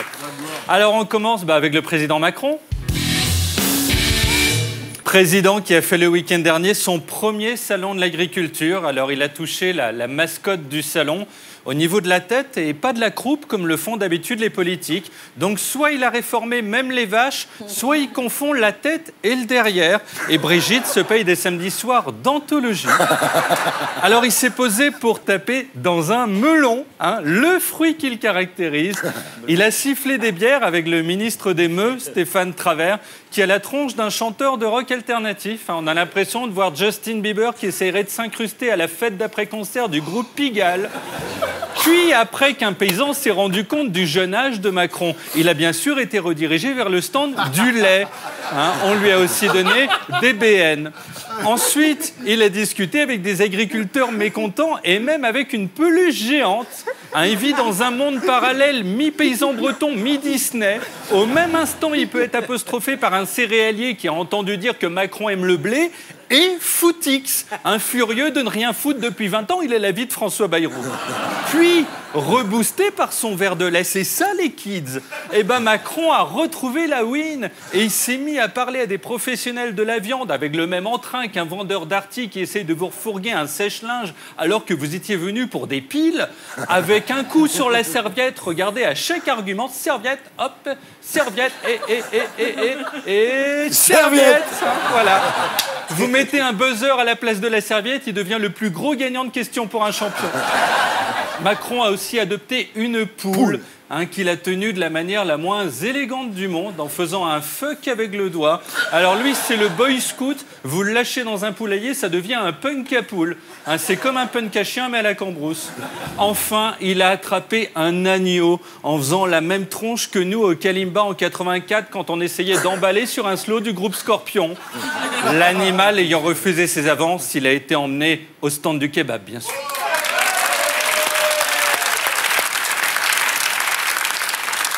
Alors les ministres aussi étaient là pour tâter de la mamelle. Stéphane Travert, un ministre de l'Agriculture, bien sûr. Alors, on l'a mis derrière un ruban et les visiteurs pouvaient l'observer dans son environnement naturel, sur un plateau de télé en train de faire de la com. Édouard Philippe a bouffé un cornet de jambon. Si Miko fusionne avec Madrange, c'est ça qu'on aura tous cet été sur la plage. Il est venu avec Jean-Michel Blanquer, à droite, qui n'avait rien à foutre là, mais comme c'est le seul qui est populaire, il le traîne partout. C'est comme un slip porte-bonheur, mais en propre. Édouard Philippe a discuté au pied d'une tour Eiffel en fruits. Celui qui l'a faite a été invité à un dîner de cons. Donc là, si un type prenait l'orange du bas, il y a tout qui tombait et Philippe finissait en smoothie. Le secrétaire d'État Sébastien Lecornu était là. Un mec qui s'appelle Lecornu ne pouvait pas rater le salon de l'agriculture. C'est comme si Truman Capote était venu de son vivant au Cap d'Agde. Alors, il y avait aussi Aurore Berger, qu'on ne reconnaît pas puisqu'elle est habillée, et qui a posé... Oh, c'est méchant, là. Oh, et qui a posé devant des moutons. En fait, n'ont droit de rentrer que des gens avec des noms qui collent à l'élevage. Lecornu, Berger. Si Fabrice Santoro vient, on lui dit « Désolé, ça ne va pas être possible, au revoir ». Santoro. Alors Christophe Castaner, lui, n'était pas au salon, mais en Guyane, où des mamans qui tripent sur les hommes mûrs l'ont collé en faisant le même geste que Booba. Regardez. Du coup, Castaner a fait pareil. En métropole, c'est un type BCBG tout raide, mais un peu de soleil et 2 fans qui tripent sur son bassin et il se transforme en Kaira. Jean-Yves Le Drian est allé en Russie. Alors, quand il est arrivé, une dame qu'on voit à gauche lui a changé sa pile. Il a donc pu tenir 2h30 sans pioncer. Cédric Villani, le député sapé comme les mecs qui fouettent les fesses de Mylène Farmer dans les clips, a bu du vin. Pour en tester, a-t-il écrit le résultat sur son activité cérébrale. La vieille excuse. S'il prend une cuite, il dirait que c'est pour tester la loi de la gravité. Claire Aupetit, députée LaREM, a croisé sur le salon Toto le Poussin, seul être au monde avec François Valéry à être coiffé comme elle. Elle l'a adopté, chaque macroniste a sa poule. Alors Bruno Le Maire, lui, a réuni dans son bureau toutes les femmes qu'il connaissait afin de faire croire qu'il était moderne et féministe. Pour être branché aujourd'hui, il faut avoir soit un iPhone X, soit une femme. L'avantage de la femme, c'est qu'elle dure plus longtemps et ne bug pas, à part Christine Angot. Enfin, Stéphane Travert, mercredi matin, a rebu du lait, comme jeudi, vendredi et hier. Il est plus chargé en lactose qu'un veau un peu gourmand. S'il fait l'amour et dans le pré, on le verra, mais en arrière-plan, dans un champ en train de brouter. Un veau un peu gourmand. Ouais. Allez, c'est bien, Bastien. Partons à droite. Avec Valérie Pécresse qui s'est rendue au salon, bien sûr, et a vu un canard, mais en ballon, alors que tous les autres ont eu de vrais animaux. Donc c'est comme de se rendre à une soirée entre couples d'amis et de déplier Ninouche, sa poupée gonflable. Renaud Muselier, président de la région PACA, a caressé un veau en train de téter, après avoir vérifié qu'il ne s'agissait pas de Stéphane Travert en train de boire du lait. Mais les pauvres bêtes ne peuvent même pas bouffer peinarde. C'est comme nous quand on est au resto et qu'un Pakistanais essaye de nous vendre des roses. Puis, il a inauguré on ne sait quoi avec 5 potes. Ils ont besoin de s'y mettre à 6 pour couper un ruban, c'est pieds nickelés. Il y a plus de paires de ciseaux ici que chez un coiffeur qui aurait décidé de s'attaquer à Polnareff. Pire que Muselier, Laurent Wauquiez, lui, a voulu mater des mamelles. C'est le Francky Vincent des bêtes. Il a fallu qu'on fasse se lever une pauvre vache. Tout ça pour voir 3 pieds vides en plus. Puisque Travers a tout bu. Puis, il a posé derrière un mur de saucisson, le seul lieu où on peut retirer le bas et passer inaperçu. C'est une sorte de gloriole surpeuplée où tout le monde se serait parfumé à la noisette. Enfin, François Bayrou a accordé une interview à Passion Céréales, la seule télé qui est encore curieuse de savoir ce qu'il a à dire. Passion... Bon, c'est pas méchant, c'est réaliste, c'est ici, François Bayrou quand même. Allez, partons à gauche. Avec Alexis Corbière, notre ami, qui a attendu que LCI se sorte les doigts pour l'interviewer. Par moins 10 degrés, ses mains ont gelé, il a fallu les lui couper. Là, il fait la manche au feu rouge en se faisant passer pour un Albanais estropié. Puis, il a attendu que France Info se réveille. En fait, à la fin de sa vie, il aura consacré 24 ans en tout à attendre le direct. C'est une carrière à la Jacques Martin, sauf que lui n'est pas payé. Luc Carvounas a fait un apéro débat à Niort avec 4 militants et un bol de chips. C'est tout, rien d'autre. On dirait la part d'héritage de David Hallyday et Laura Smet. Pierre Moscovici s'est rendu dans une cité de Colomiers, en Haute-Garonne, où on lui a servi la spécialité locale, du thé à la menthe. Ça l'a étonné, il a dit « c'est bizarre, je suis allé en Seine-Saint-Denis un jour, on boit la même chose. Enfin, c'est fou comme c'est homogène, la France ». Manuel Valls, en Nouvelle-Calédonie, a fait un bal masqué, mais ils ont tous eu la même idée, se déguiser en ouvriers. Du coup, ça faisait Village People. Ils voulaient un costume qui les change vraiment. Jean-Luc Mélenchon, lui, est allé en Guyane, où il a erré seul, puisque toutes les milfs un peu chaudes étaient sur Castaner. Mais il était bien. Il a même souri, ce qui ne s'était pas produit depuis juin 69, quand on lui a annoncé qu'il avait son bac. Le soleil, mais ça vous change un homme. C'est bon. Du soleil. Allez, les gagnants de la semaine. Alors, il y a Jacques Cheminade, l'ami des aliens, qui est revenu dans l'actu puisqu'il a fait le salon de l'agriculture. Lui aussi, tout le monde y était. Alors, il a bu des bières afin d'oublier ses scores au présidentiel, puis a parlé à un producteur de camembert déprimé de voir que le seul qui s'intéresse à lui, c'est Cheminade. Il n'a pas de mamelle, sinon Laurent Wauquiez serait passé lui dire bonjour. Et on a retrouvé François Asselineau, ex-petit candidat aussi. Enfin, il manquait plus que Poutou avec son t-shirt dégueu, et on revenait 9 mois en arrière. Asselineau qui a été reconnu par un visiteur, ce qui l'a surpris. Regardez sa tête. Moi, la seule fois où j'ai fait cette tronche, c'est quand j'ai su combien Gisbert était payé sur cette émission. C'est mon copain, je le chambre. Allez, pour finir, un poil d'international. Avec Justin Trudeau, qui en visite en Inde a dû tomber sur le stock d'acide laissé par les Beatles en 68, parce qu'il a posé en hippie sur le retour avec ses gosses au musée de la calvitie, tous pieds nus comme Yannick Noah. Puis, en transe, il s'est mis à danser. Pour que Mélenchon en arrive à ça, il faudrait qu'il passe 24 ans en Guyane. Enfin, Donald Trump a reçu le Premier ministre australien Malcolm Turnbull, en français, taureau qui tourne. Il a un nom parfait pour être accepté au Salon de l'Agriculture avec le cornu et Berger. Salut les terriens! Salut! C'était Tanguy Pastureau qu'on retrouve ici la semaine prochaine et d'ici là sur mycanal.fr. Et maintenant, mesdames, messieurs, on va recommencer à jouer. Nous n'arrêtons pas de jouer. La semaine dernière, c'est Franz-Olivier Gisbert qui a gagné. Qui remportera l'ours rouge cette semaine? C'est le winner de l'actu. C'est Mania.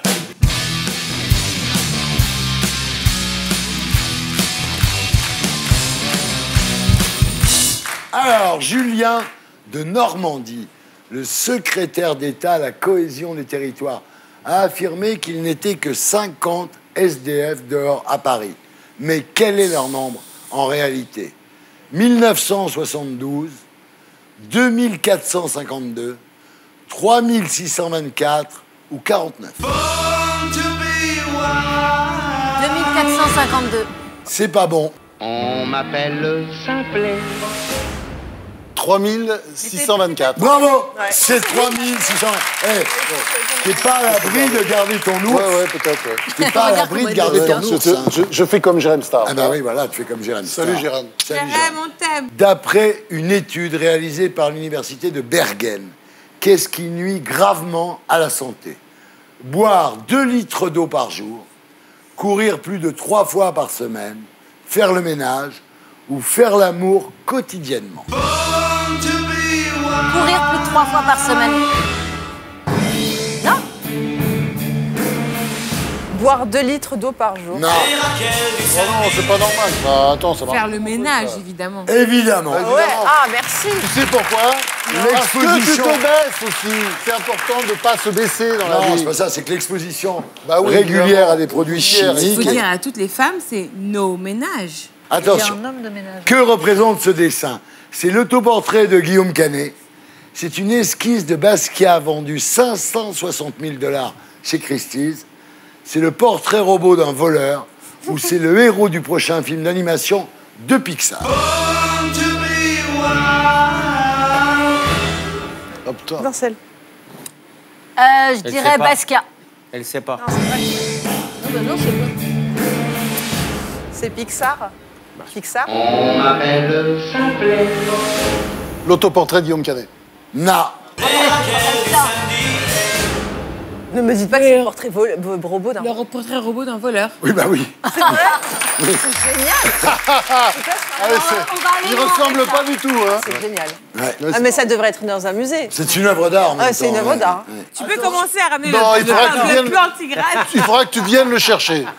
Attention, le 11 février dernier, pour quelle raison le vol Transavia Dubaï-Amsterdam a-t-il atterri d'urgence à Vienne? À cause d'un moteur défaillant, à cause de cigognes qui se sont engouffrées dans les réacteurs, à cause des flatulences répétées d'un passager ou à cause d'une femme qui a accouché de jumeaux dans l'avion. Ah, j'adore.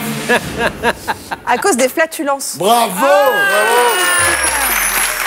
J'adore. Il y a une bagarre. Ouais, c'est ça. Il y a une bagarre à cause de ça. Et l'avion était obligé de se poser. Ah non, mais moi, j'adore. Moi, c'est pour des raisons comme ça que je crois en Dieu. Franchement, c'est tellement drôle. Oui, mais ça, c'est à cause de tous les gens qui bouffent de la viande avant de prendre l'avion. Oui. C'est insupportable. Je ne mange pas de viande comme toi. Hitler était végétarien, il était sujet aux flatulences. Non, d'abord, ça n'a rien à voir. C'était un faux végétarien, Hitler. Ce n'est pas vrai. Il mangeait des saucisses, il adorait le pigeon, etc. Il arrive, honnêtement, il arrive à des gens qui ne mangent pas de viande d'avoir quelques flatulences. Oui. Attention, en Inde, qu'a fait un homme pour remplacer la dot non versée par la famille de sa femme? Il a exigé de sa femme 2 rapports sexuels quotidiens par contrat. Ah ouais. Il a vendu une de ses filles. Oh. Il a volé un rein à sa femme. Il a embauché chez William Goldnadel comme avocat. Le rein? Oui. Il a volé. Oh merde. Ah ouais, il a volé un rein à sa femme. Ben oui. Explique-moi comment on vole un rein. Il y a des gens autour de cette table qui ont des reins. Volés. Bien sûr, on se fait greffer. T'as mal au rein, tu te fais greffer. J'ai jamais volé un rein. Moi, j'ai un rein de Michel Denisot, personne ne le sait. Bon. Attention. Qui a remporté l'ours rouge? Raquel. Raquel Garrido.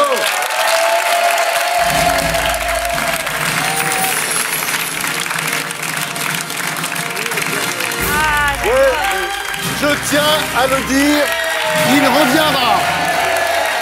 Il reviendra chez moi. À bientôt, à bientôt. À bientôt, j'y viens bientôt. Oui, il va revenir. Bah oui. Voilà, c'était les Terriens du dimanche. L'émission qui vous aide à vous faire votre opinion. Merci à tous ceux qui m'ont aidé à faire cette émission. À samedi.